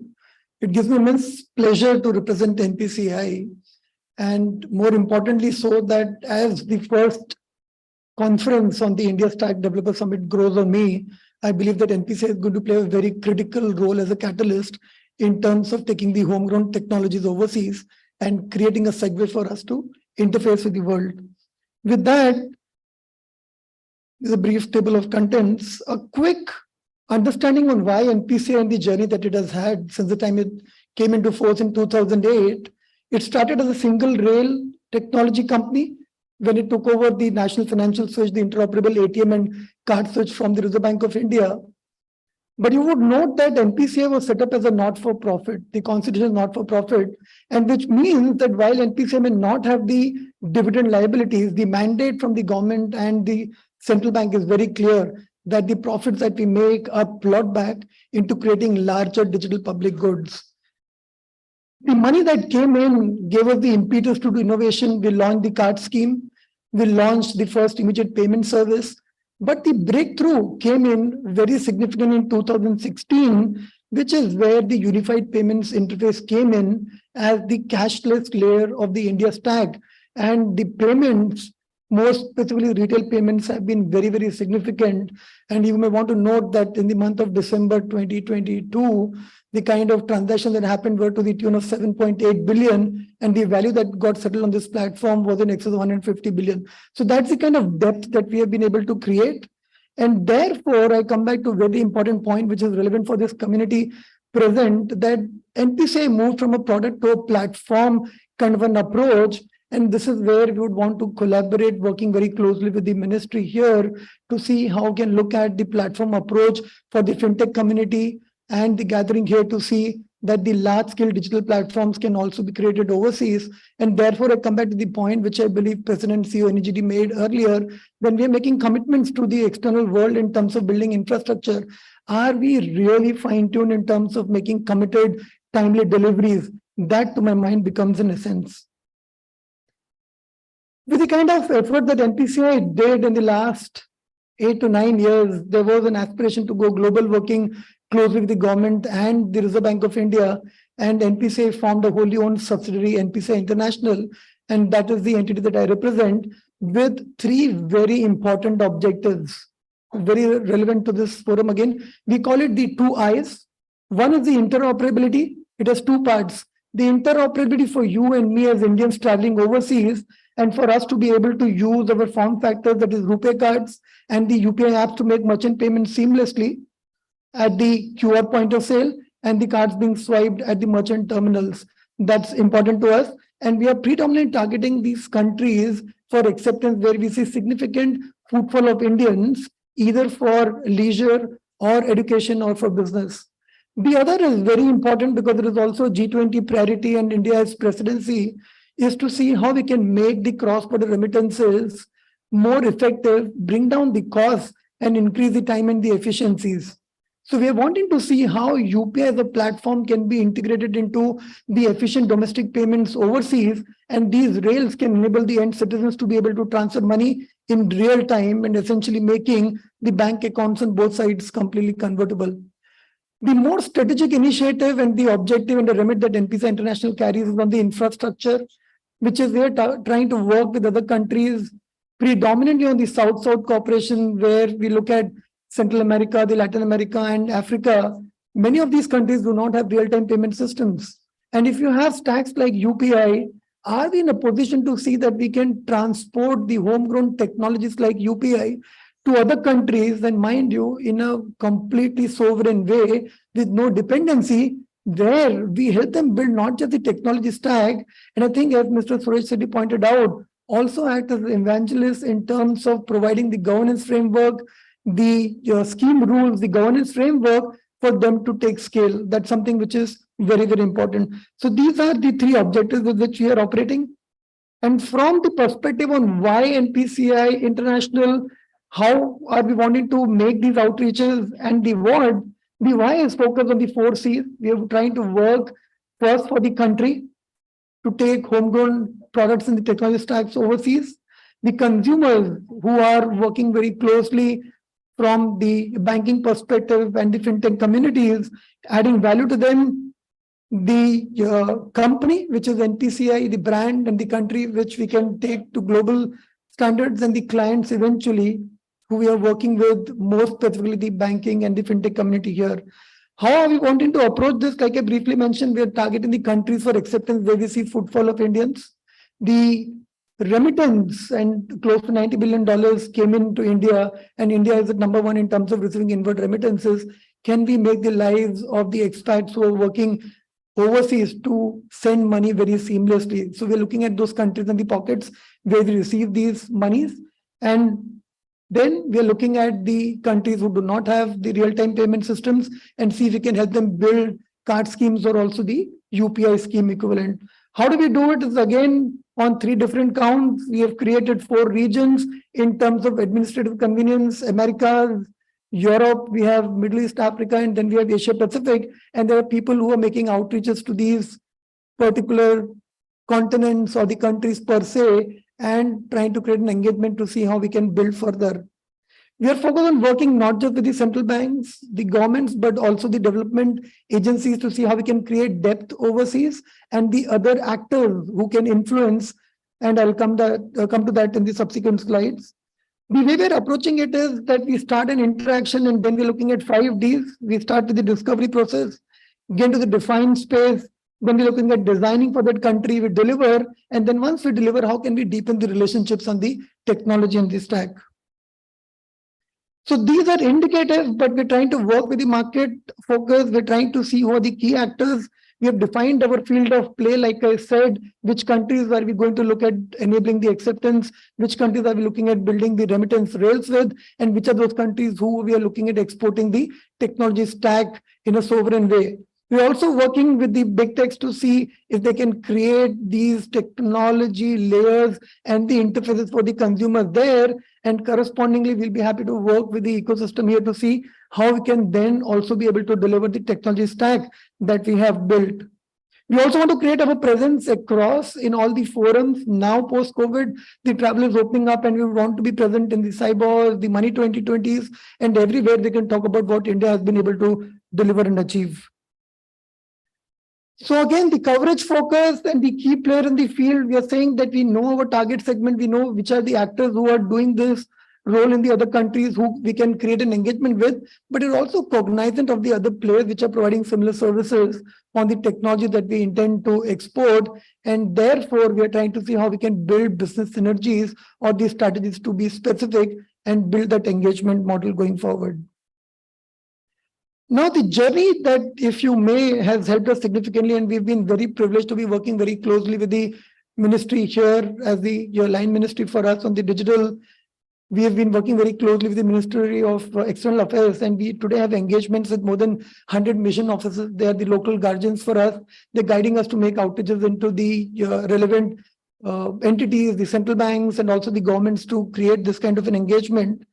And basis that, we have been able to make outreaches to about 87 countries for the globalization of UPI and RuPay, and the discussions and engagements with about 87 countries. We are engaged with 84 central banks because they are the ones who take decisions in terms of changing the payment landscape. And we have made presentations, we've had webinars, we've answered queries on why India Stack, what UPI, for example, brings in, and how it has helped change the payment landscape for the country. The MOUs today have been executed with 25 partners, and they cover about 33 countries. In terms of predominant looking at the acceptance, some of these partners have multi-country presence, and there are 2 additional MOUs in pipeline at this instance. So summary, coming back to the opportunities, and I think Honorable Minister of State did mention there are about 7 to 8 countries who are interested and inclined in seeing how they can build the technology stack in a sovereign way. And our fundamental principle here and the positioning is that why do you want to build again and not beyond? We would want to share technology and you build beyond and not again, because it's something which is a proven track record in the country. You may want to leverage that for the kind of digital payments growth.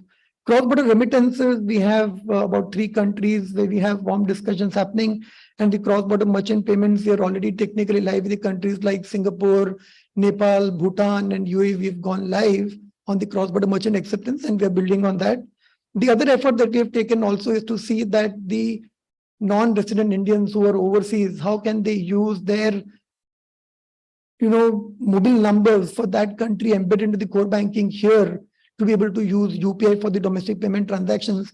And as a first set, we've gone live with 10 countries, and we intend to build it forward to provide that kind of convenience. So that's what I had, and thank you to the ministry for having us here, and we'll be here to answer any questions that may follow. Thank you again.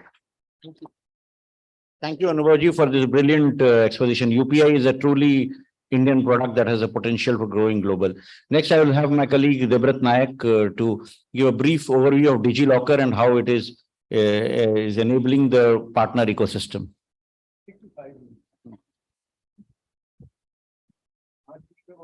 Sir.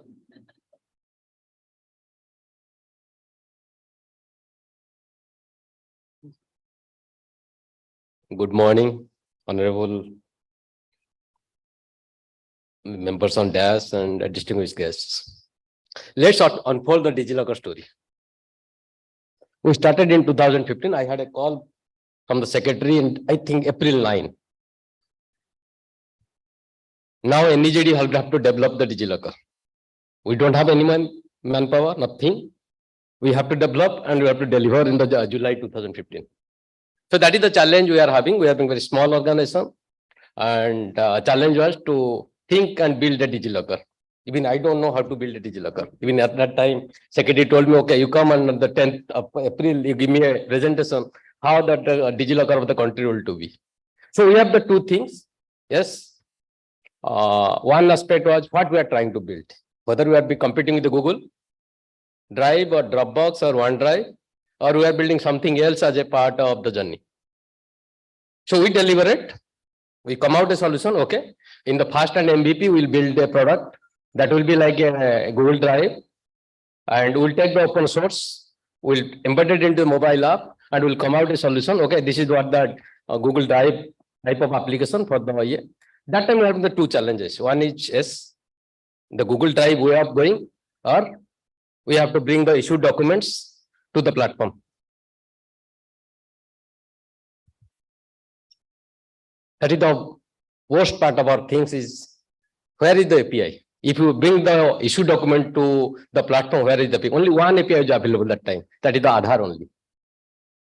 We think big, but we are thinking that, okay, we have to build not to compete with the Google Drive, but we have to build a feature like Google Drive to for MVP, but we have to bring the issue document as a part of it. So only one API is available that time. We in the first person, we go with the, get the Aadhaar card into DigiLocker and also the same functionality of the Google Drive. So challenge is 2 aspects. Yes, the country as a scale, as a small company to as a part of taking over, no hiring, how to build it. So we build it with the volunteers, with the partnership with the industries. We had, I think 7 years back, having the same type of collaboration with the partners to understand what they're in. Everybody appreciated the efforts, but point is, yes, where we will get the issued documents. Okay, the area, what we are looking at actually that time also and today also, that is what that we say, okay, birth to death. That is a very simple concept. Yes, we will bring all the documents to the platform, the birth to death.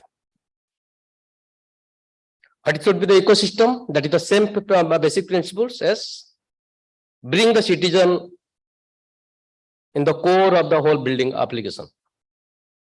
Let's have the consent, security and privacy, DigiLocker should control.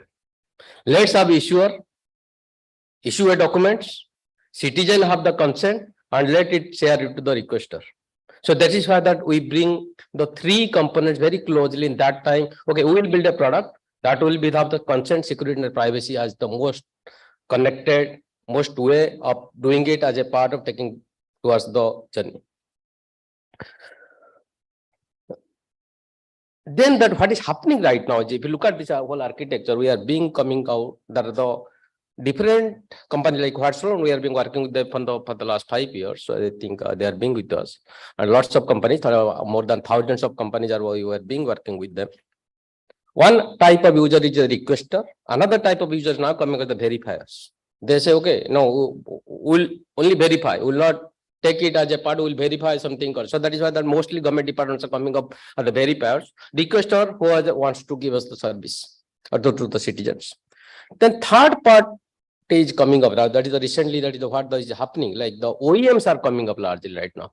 Oppo, Samsung, Google, and everybody. So they say, okay, we have built a good quality of the wallets. Now, why not the DigiLocker document should the so that is why the level of things are coming up. The thousands of requesters are coming up, thousands of issuers are being onboarded. So now the whole ecosystems now is coming up much more. What we are being in few years back, now it's not the time we are now right now. So it's a huge demand. So this is why that we say that where our focus is altogether. Citizen should control, but the point is, yes, citizen should cut the citizen control. That then we are bucketed as a part of things. We are working with the health, we are working with the education, we are working with the identity document, then also other documents like birth certificate, marriage certificate, caste certificate, we are talking. So our team is much more focused towards, yes, whatever available. If the API is not there, we are helping the organizations to build the APIs and provide us that APIs to connect to the DigiLocker. So again, citizen should control, and we say citizen will have the consent to provide the data to any of the partners who are building the solution top of us. The interesting part is this. When you say we build a product, even with the ministry, we bring the Aadhaar data, then I think the second API we bring, that is the driving license. The third, we collaborate with the CBSE to bring the students' educational record from 10th and 12th. So that is the three things we did in the past few years of our time. But point here is, yes, we bring, but when people show in the mobile to the police in the they say, okay, you got your mobile data, but we don't have in our notifications in the transport, they say, okay, we require a card, not your mobile phone or the visual, will accept it. So that is the first thing come to us. Okay, we require go to the regulators and have the notification notified. So we visit all the states to notify driving license or the legal valid documents if they are coming from the mobile. Then continuously will follow up. When you go to the bank, okay, can you accept the DigiLocker documents from the driving license or Aadhaar? Now you can open the bank accounts. Then I think the few banks say, okay, where is the regulation? Our regulation says this. So we again go to the RBI to get the notification.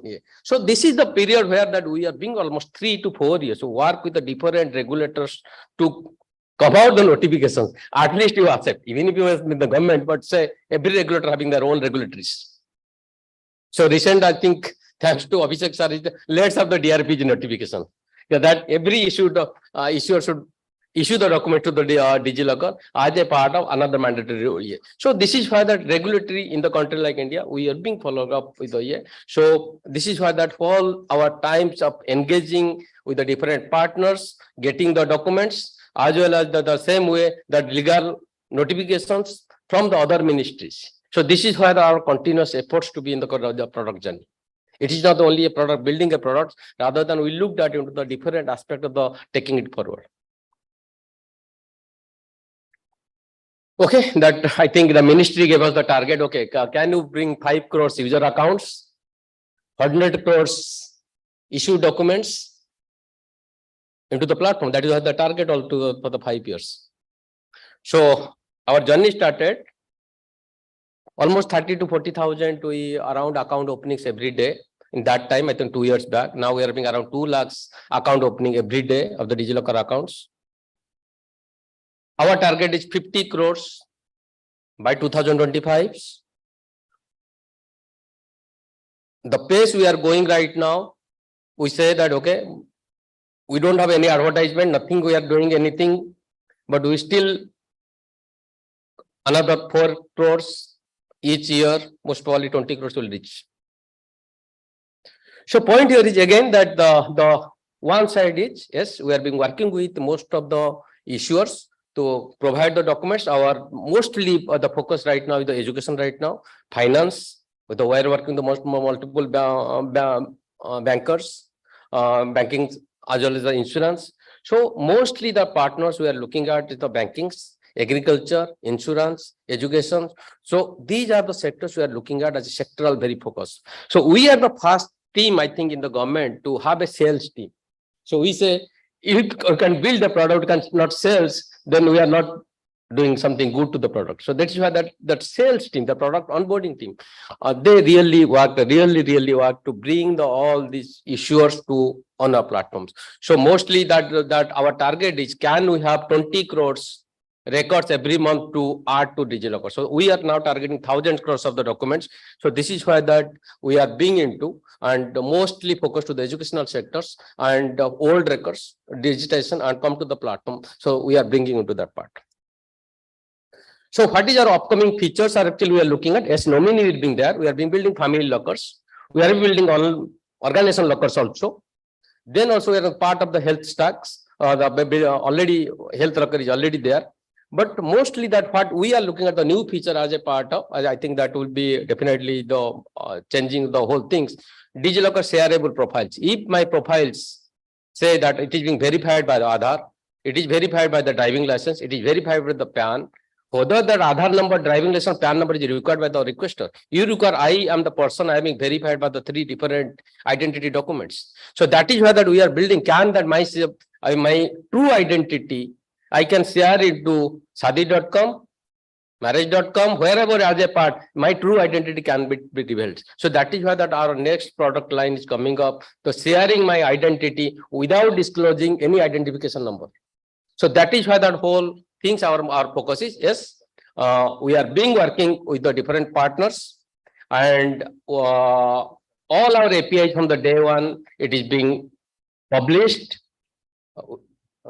We are coming out the new API specification. That is why that we are planned to the DigiLocker 2.0. We build a consent product altogether inside the DigiLocker that will be released by March. We are thinking about it's not only work for the DigiLocker, it can be any application in the government, even if somebody is going to the website and accepting the cookies, they can also register in our consent frameworks. So that is why the whole focus altogether. Yes, we are working with the different partners. I think that is the one opportunity I think my secretary and CEO has given me, that I have not seen any developers for the last 5 years. So we are working with around 200 developers on different products, but I have not seen. So we are being much more global. We build our product in the volunteers. We accept the volunteership. We accept the internships. We also ask our partners, don't come to us. Okay, you come to our virtual room and show your code. We will show your code. Where is the problem? We'll sort it out. No emails, no WhatsApp, nothing else. We come and join with as possible as a part of an onboarding team. So we open up that rooms. If there is the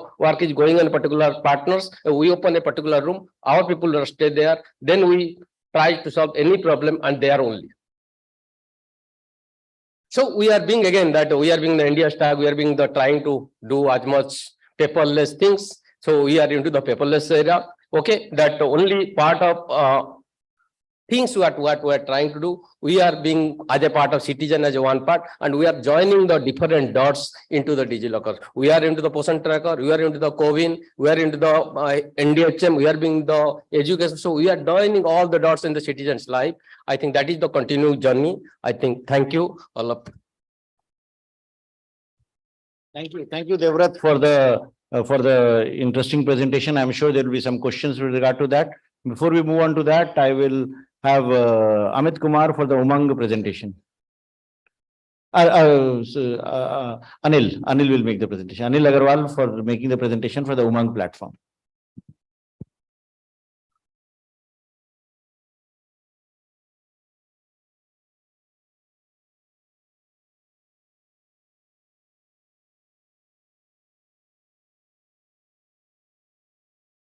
Thank you, sir. Yeah, dignitaries on dais, esteemed guests and friends, good afternoon. So quickly, I think last May, there is always a time pressure. So bear with me, I'll have to run fast. And it's a very simple platform as compared to the earlier ones. So as you all must be knowing by now, it was launched in 2017, November 23rd. So it's basically fundamentally, if I crisply say, it's aggregation of government services. Looks simple, but probably when it was conceived in 2016, it might be futuristic, but today it is the need of the hour. It addresses the fundamental challenge of the citizens, that so many government services, so many very good apps also, but discovery is the major challenge. And downloading so many applications for a single time use, because most of the government services are sporadically used once a year, once in lifetime, or maybe once in 5 years. So it may not make sense for them to discover. And also, they stumble upon many fake apps also. And it becomes very difficult to decipher that which is the genuine one and which is the fake one. So Umang addresses all these kinds of problems. This is from the citizens' perspective, but from the department's perspective, many departments, they are experts in their own domain. But when it comes to IT, they struggle. So Umang really relieves those departments from budgeting, funding, DPR, all kinds of things. They just need to approach Umang and their services will be quickly, in 6 to 8 weeks time, will be ready on the app and the web, available to the citizens across. Secondly, department is the second holder. And third beneficiary, as a nation, collectively we all, we get benefited because the economies of scale. Because when anything is done centrally and large scale, you really derive the benefits of this scale in terms of cost saving. Yes. Plus, discovery becomes easier because major challenge remains the discovery.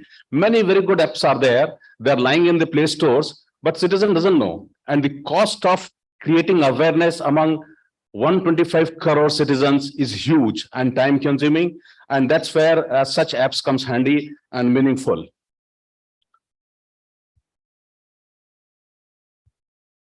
This is the logical architecture. Fundamentally, you can consider Umang as a orchestration of APIs. Basically, at the bottom, it is integrated with the service offering departments on APIs. At the top layer, it is offering these services on various channels like Android, iOS, web, and now in the assisted mode through these channels itself. And now AI also, artificial intelligence based voice and chatbot. And in between Umang sits, which is basically doing orchestration of these APIs and managing the flows.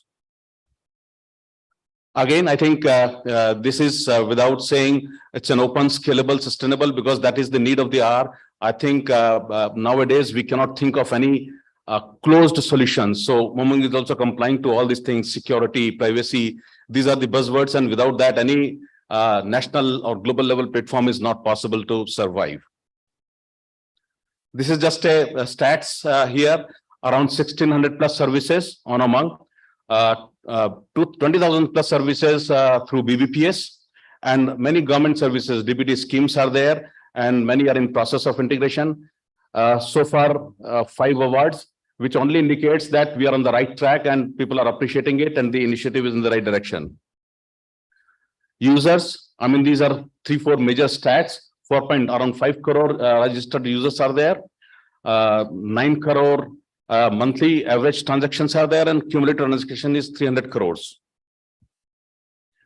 Assisted mode, just to reach to the nook and corner of the country, because whatever we have grown organically. We have not spent much on the advertisements and promotions because, as I told you, that it's a hugely costly affair.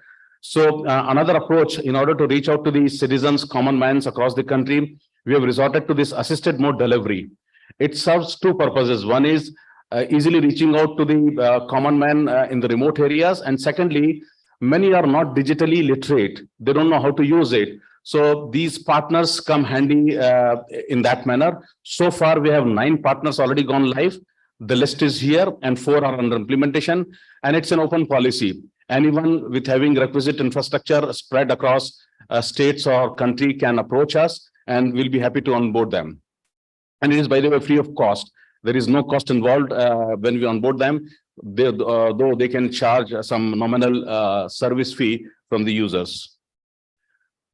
I mean, we have also launched AI-based voice and chatbot. It is in beta launch.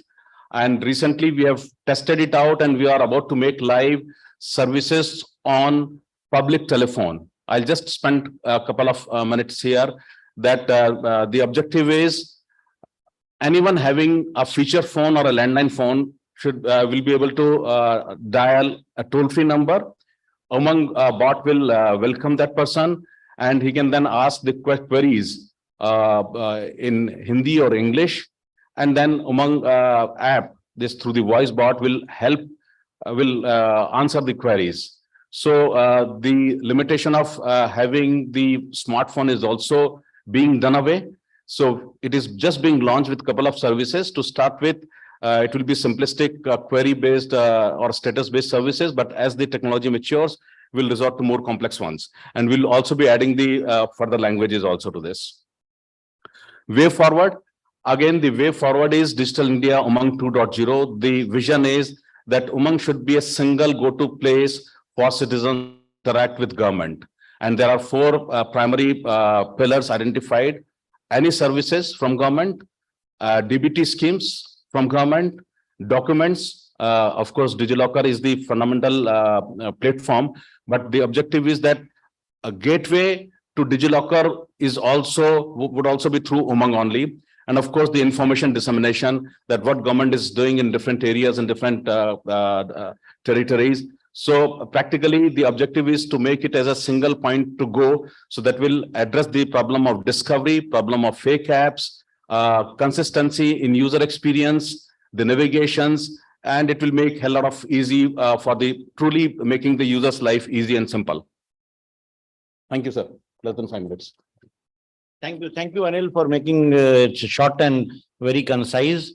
So Umang, DigiLocker, Health, all of them depend on APIs for ensuring integrated services. The next we have Amit Kumar, who will be sharing the API Setu project and how it is transforming the way we offer connected services.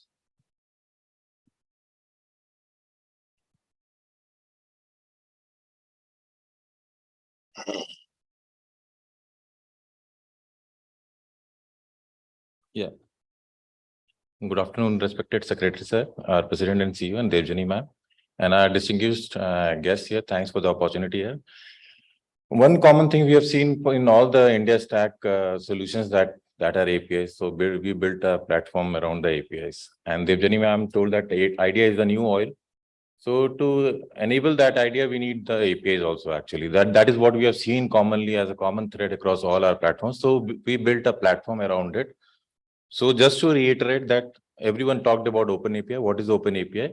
And we keep reiterating that Open API should be, since it is a DevConf, we included this slide also. It should enable both humans and applications should be able to read it automatically without having too much of intervention surrounding the documentation and other things. So APIs have already transformed several government, and we have examples in New Zealand, Estonia, USA, and now India also. So we are focused on APIs. So we have seen that APIs have been transforming India. We've already seen the examples of Aadhaar, PAN, UPI, Umang, DigiLocker, Cowin, Bharat Bill Pay, and Bhachni, and several others actually. So what we did, we built a platform around it because we need a gateway to all these APIs. We want players, private both as well as government, to actually have a place where they can innovate. They have an easy access to the APIs and where they can come and do some development. And it also fulfills the API first approach of our complete ecosystem, which drives our current digital solutions. So we have done all these things around it, and the key points are promoting innovation, safely, reliable, and we have a trusted platform around it.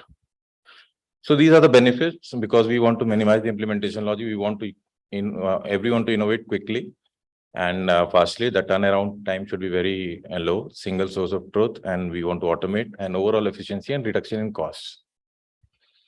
So these were the challenges actually when we tried to implement the platform. So there were end-to-end connectivities and it was very difficult because right now, as we talked, we are discussing also deliberating. Everyone, you will have to, for the APIs, you'll have to reach out to different entities and go to pillar to post to find those APIs to make it and do some innovations. For example, land records and other things. Several are not available. Whatever is available, they are very distributed actually. So we want to aggregate it and bring it in a single place where we make it discoverable. And we have two sides to it actually. One is the publishing side and one is the consumption side.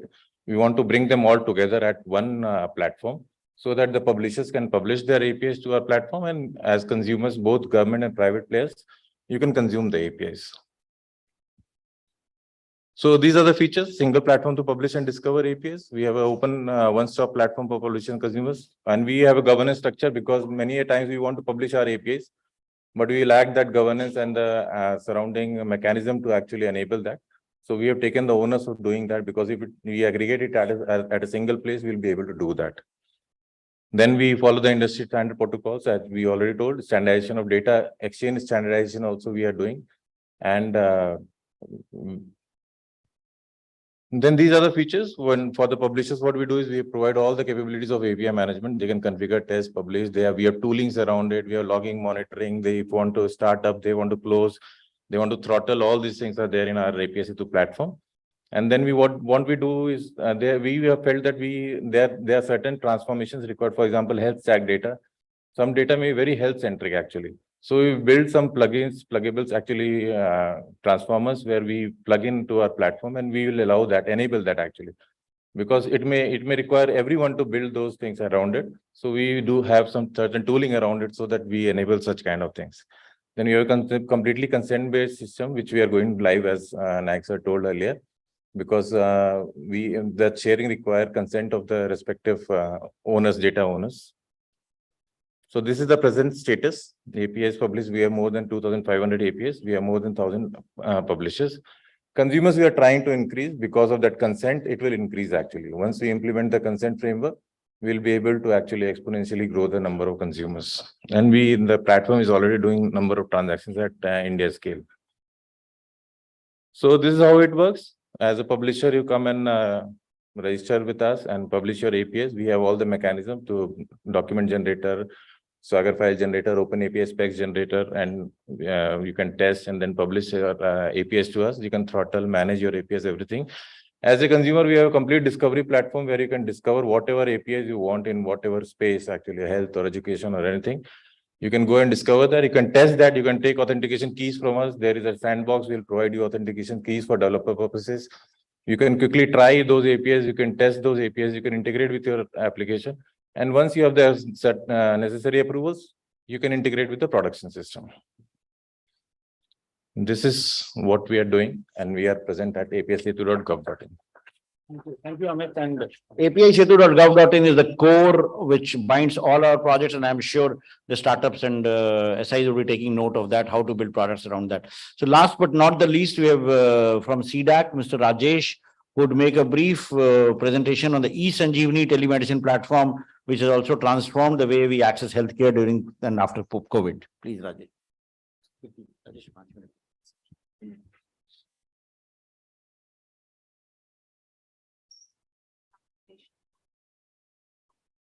Thank you, sir. I'll precisely stick to 5 minutes or maybe lesser. Respected Secretary, sir, CEO, sir, and the August audience. As you are all aware, this data pertaining to eSanjeevani is already available in the public domain, being the National Telemedicine Service, including the technical details on the India Stack Global website as well. So though the slides are there, I'll still try to relate it with today's theme. Instead of going into the technical details, you can visit the website, eSanjeevani, the India Technical Stack website, or in the question answer session, we can relate more specific to that. The genesis of eSanjeevani goes back to 2018, when the Ministry of Health envisaged a national platform for teleconsultation well before the onset of the pandemic hit the world. And at that time, the service was envisaged precisely to model the visits which the patients would do in the hospitals, the primary health centers, the sub centers, but unfortunately the doctors were not available there. So the platform was being readied to serve them, to enable the teleconsultations remotely using the national platform. And then while we were developing this platform, the provider to practitioner, or the doctor to doctor as it is known in the current period, for the health and wellness centers across the country, the pandemic hit in March 2020, almost the same time when we were ready to roll out the HWC variant. So that is one thing whenever we talk about eSanjeevani, always share that might not all the people might be aware about it. All the hospitals were closed under lockdown, no follow-ups, even through telephone calls. It took some time for all the stakeholders to set the system up. So it was a directive right from the top that please enable the patient to doctor modality, which would enable these teleconsultation, and that is how during the lockdown period, within 2 to 3 weeks, this entire system was built, the patient to doctor one. And as on date, it has enabled 95 million consultations, and as I speak, probably by this weekend or in the coming week, it will touch the 100 million mark as well. And the maximum patients served, the peak the system has seen was during the Universal Health Coverage Celebrations Day, when the system peaked 5 lakh consultations day a mark. And believe me, every single consultations were free of cost, is free of cost in the system. And we intend to scale this up to 1 million consultations per day in the coming couple of months.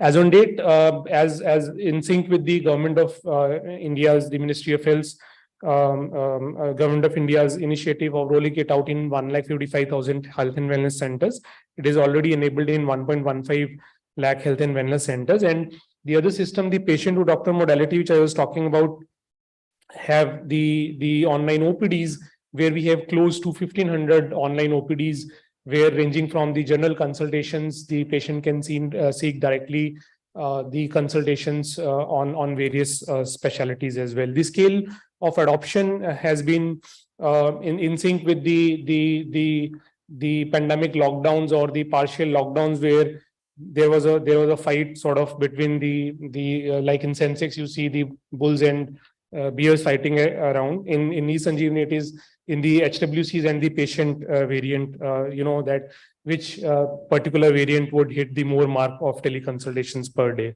In terms of the innovations that have been enabled in the system is the one like, you might be aware that, even if you book a consultation, a paid one, on an average, you wait outside the room of the doctor for minimum 15 minutes, even if it is, a paid consultation. And in this free teleconsultation system, while the patient is in the waiting room, we have enabled the interventions like AI-enabled symptom checker, that while the patient is on the wait in the patient room, or he's visiting a health and wellness center where the CHO, the community health officer, would correlate or collect the medical condition pertaining to the patient for which he or she has come.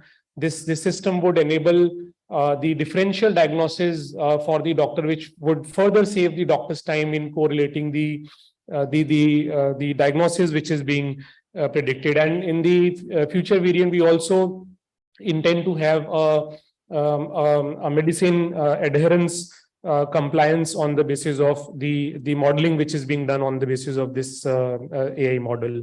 It is integrated with the point of care devices, but that is one area which we look forward to as part of this this theme of today's conference, where we seek the calls for from the developers or the manufacturer of the point of care devices, where we can have, because as on date, the systems which are integrated have ranging from 10 to up to 60 diagnostic test, point of care test, RDTs, which we using these devices can be directly captured in the eSanjeevani interface. But we still look forward to more innovative solutions, with the help of which not only that these point of care devices in the health and wellness centers, but the devices which the general public can use within their home to enable a smart home enabled teleconsultation platform across the ecosystem.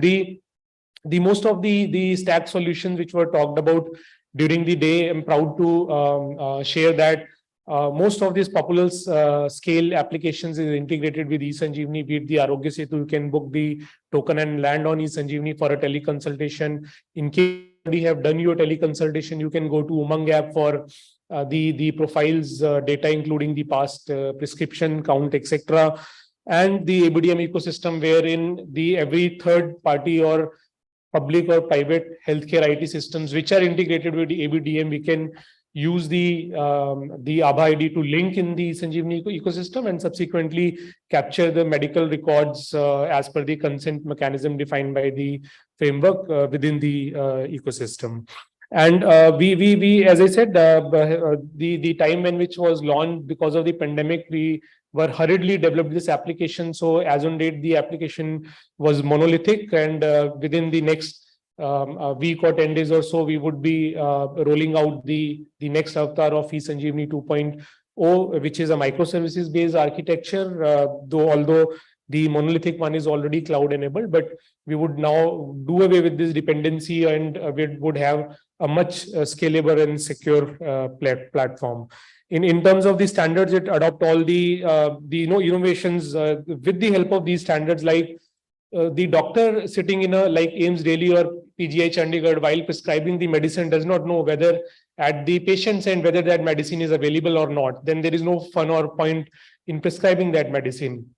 The system innovates that using the large-scale applications which are deployed across the hospitals, where through the drug inventory distribution management system, such softwares are integrated in this system, where using that integration, while prescribing the medicine, the doctor is aware on the basis of certain unique identifiers, whether from the sub-center or the PHC or the CHC, whether that drug would be available for the patient. Otherwise, he would accordingly modify the prescription he or she is writing.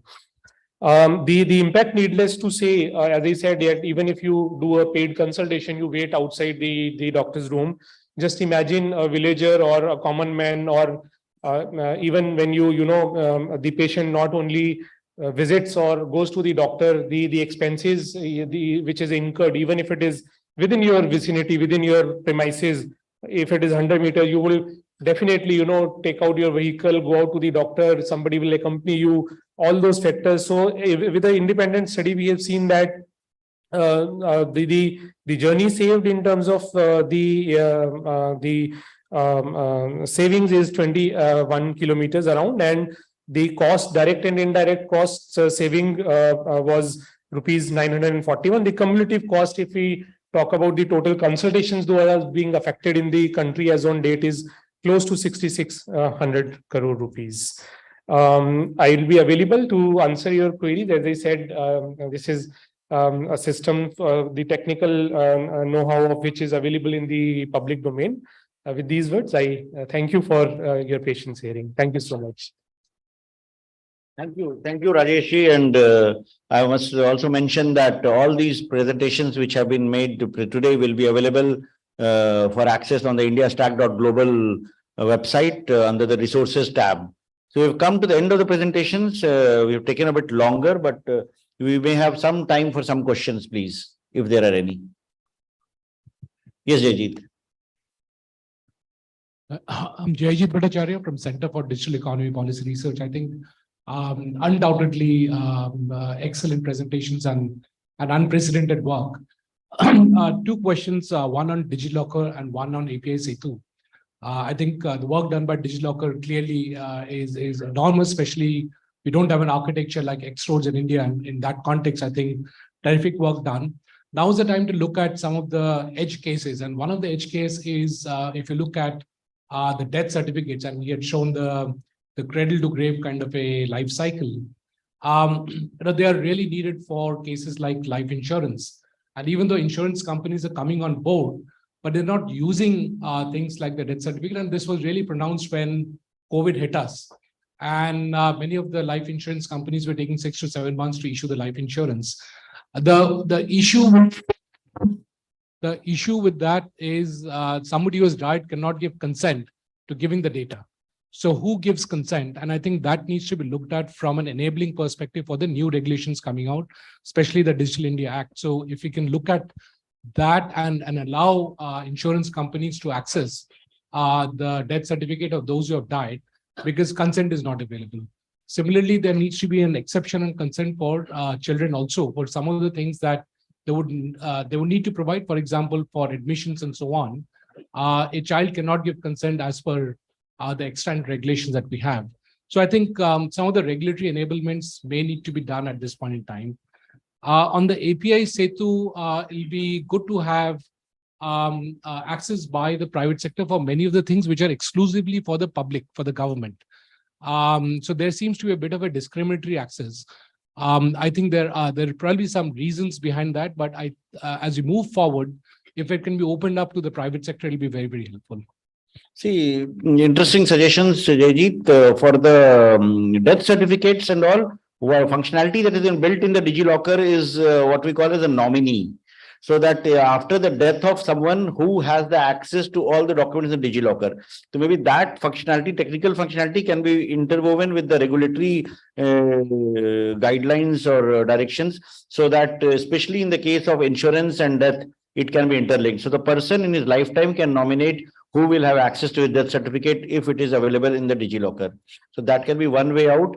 The second thing is like on API Setu, private sector partners do have access to APIs. Already we have many of them here present today who are accessing our APIs. So it's not that it's discriminatory. It's yes, it's made available, but yes, there is a process through which it is done, with which the guidelines mention that for what purpose it will be used and all. And I believe around 49 insurance companies are already using some of our APIs. But if there are any more concerns, happy to look into it offline. Just a follow-up point is that we should have a glide path where the insurance is released automatically, and therefore no consent should be needed. That's something which the regulator will decide. That's not for us to take. The Insurance Regulatory Authority of India, they are the ones who are the right authority to decide on that. Yes. Yeah. Yes, please. My name is Nalin Kohli. I chair the Startup and Entrepreneurship Committee for CI for Northern Region. It's a great interaction today. I have two comments. One is, can we have all these presentations at one source, which we can share with many other startups who are not present today? Second is that on the ideation part, just to give you an example, I was in New York and I found by a local law, if a doctor talks to a patient, he has to do it in their local language. Supposing the patient only knows Spanish, so you have to do it in Spanish. So they do some translation. And we have this great Bhashini project. So if there is a mechanism by which we can also give you inputs on ideation, that would be a very good thing. Thank you. Thank you. In fact, the presentations will be available, as I mentioned, and for Bhashini, eSanjeevani, we have already done a pilot and we have tested in a way in which the patient may speak in the language of his choice. The voice translation, speech to speech happens. The doctor listens to in the language he is comfortable with, and the prescription that he gives again gets translated. So that pilot is being done. We are just testing it out in order to ensure the accuracy is above the threshold level. Yeah, we have been benefiting from being the requester from DigiLocker. If we are building a value add, for example, we are building a digital financial identity of some total of all of this for farmer, businesses, consumer, and all that. Can you become the issuer back to DigiLocker? Can I, as a fintech, can I become an issuer? So where there's a lot of value add to the services they've already given us. Very interesting suggestion. In fact, we can definitely look into it. And there is a thought, like insurance companies are issuers in which the documents they issue, they do get into the DigiLocker, and they are like private sector entities. So if there is any other service provider in any sector, whether it's agriculture or fintech or any other sector, their documents can also become part of the DigiLocker. We're happy to look at the use case that you have. There's a lady. Yes, sir. Thank you. I'm Professor Charu from IIP.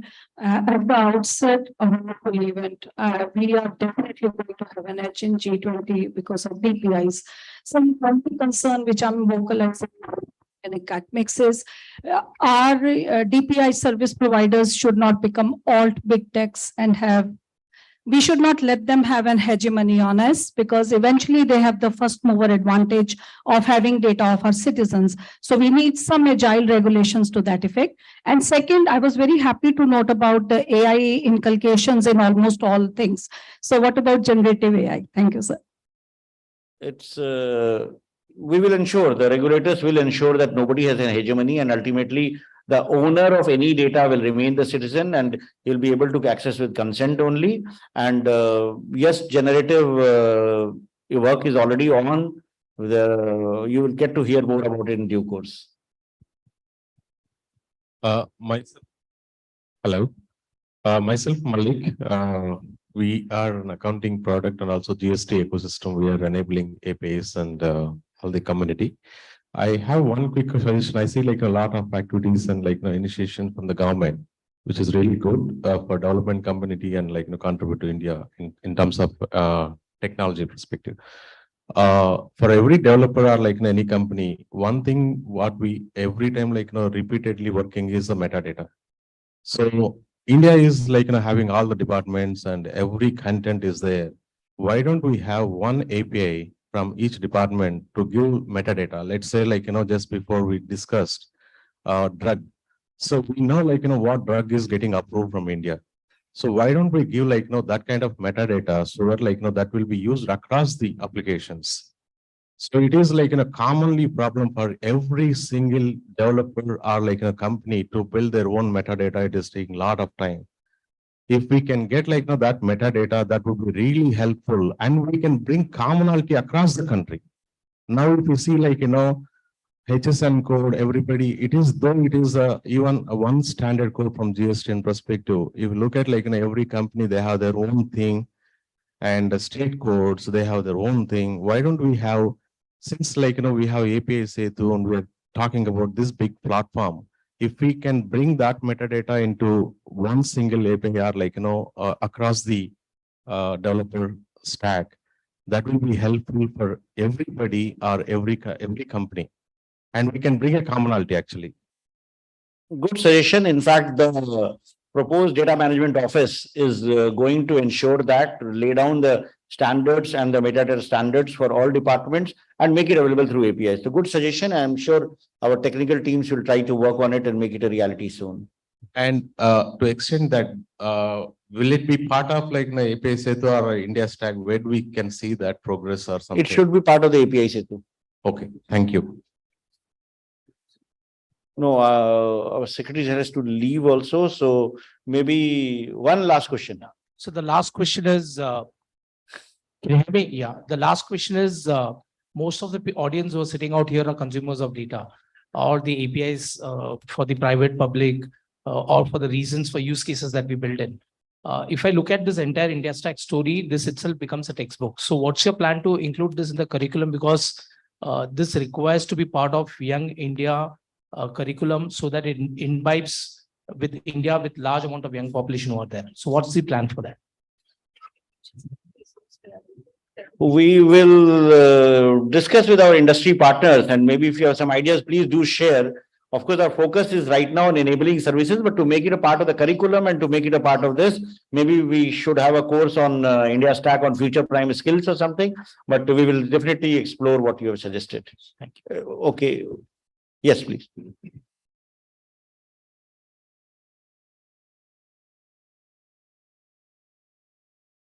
So a very quick observation. While it was a fantastic learning experience to know what are the various capabilities that the ministry is developing. While you have sort of put up a full capability set for the, the developers, I think Debjani made that point about having fantastic use cases which will take it up. And I come from the banking industry. I am the chief operating officer for IDFC First Bank. And one of the biggest success when you see UPI has been the role that between the provider, which is NPCI, the banks as the regulated entities, and the big tech / fintechs playing separate role. That's what has dramatically given us the scale. If in this, as a part of this rollout that you're doing, if you're able to bring out, let's say 30 or 40 mega use cases, whether it be on the BART side, whether it be on the banking side or the health side, and bring, let's say, the health providers, the banks, the NBFCs together and actually put cases out there and ask the developers to come and do it and keep it open, saying, okay, you want to solve this problem, work with so and so bank. These are the guys who are collaborating, or these are the health companies who are wanting to do it. And I think the scale up will be dramatic. The second other suggestion is on the API side. I run 12,500 APIs as a bank, out of which roughly 400 are the ones which have high usage. And what usually happens is you build a bunch of microservices on top of it. I heard a gentleman talking about how can you do an assisted model on the authentication. If the API team can actually start building a bunch of microservices which can dramatically take it up, then we can really give the WhatsApp and the Googles a run for the money. Otherwise, we will go back into what this lady highlighted. You're going to land up in the same hegemony. There will be the 4 or 5 big guys who will be overruling it. So your capability is getting used, but it is... so I think somewhere, I think a bigger user group coming through would make a big difference. Otherwise, some of the great work that's happening might just get derailed somewhere. Agreed. So maybe we'll have a brainstorming sessions on the use cases and try to see what more we can do, in what ways we can do. It's a good suggestion. Thank you. That's it. Yes, please.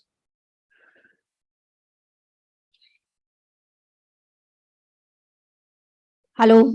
So, sir, I just want to ask, do we have any India Stack community where we can give ideations and we can contribute?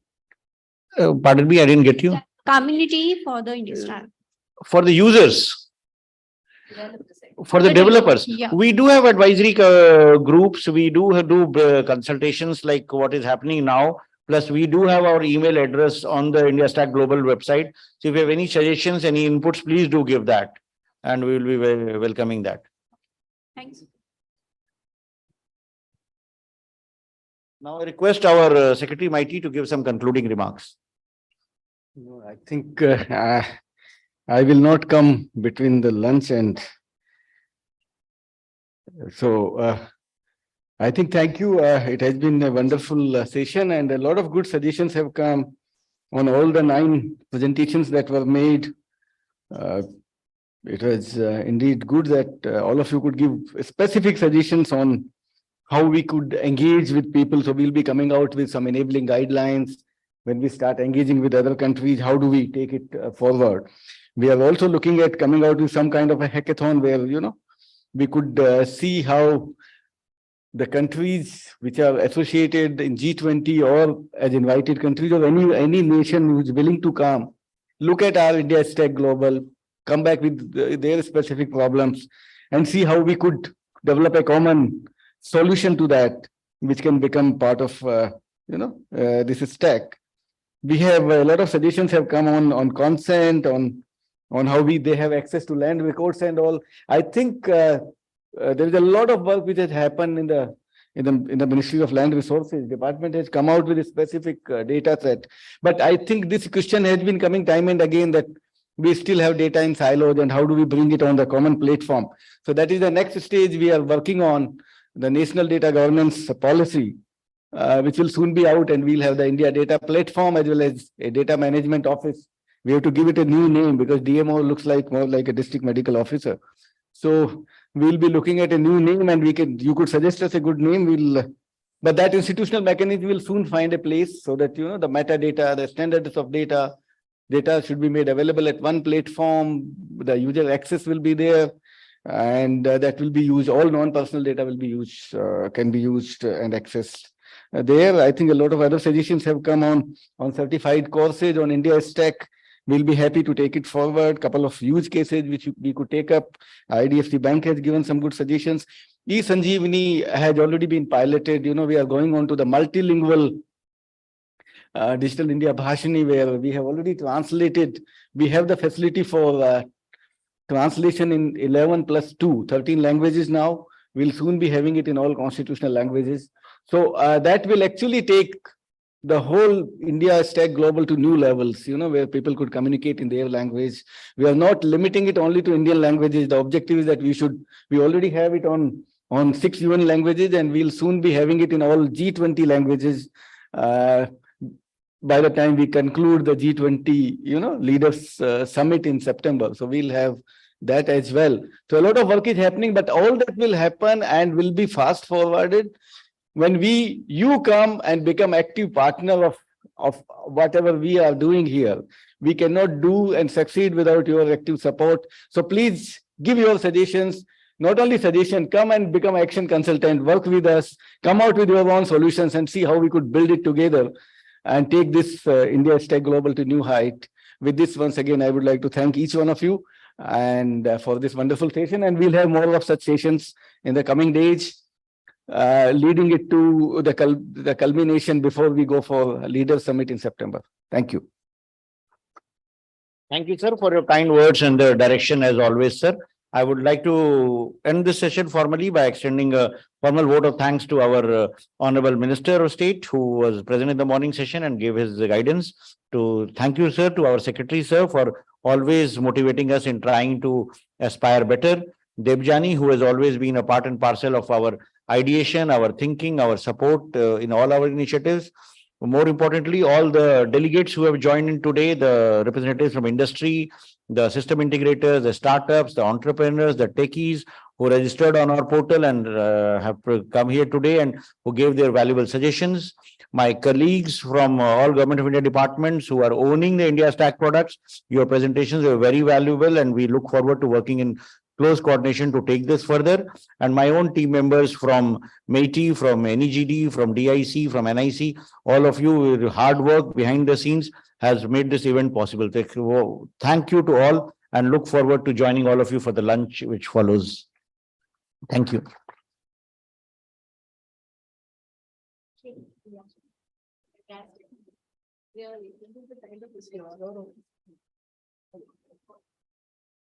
Really,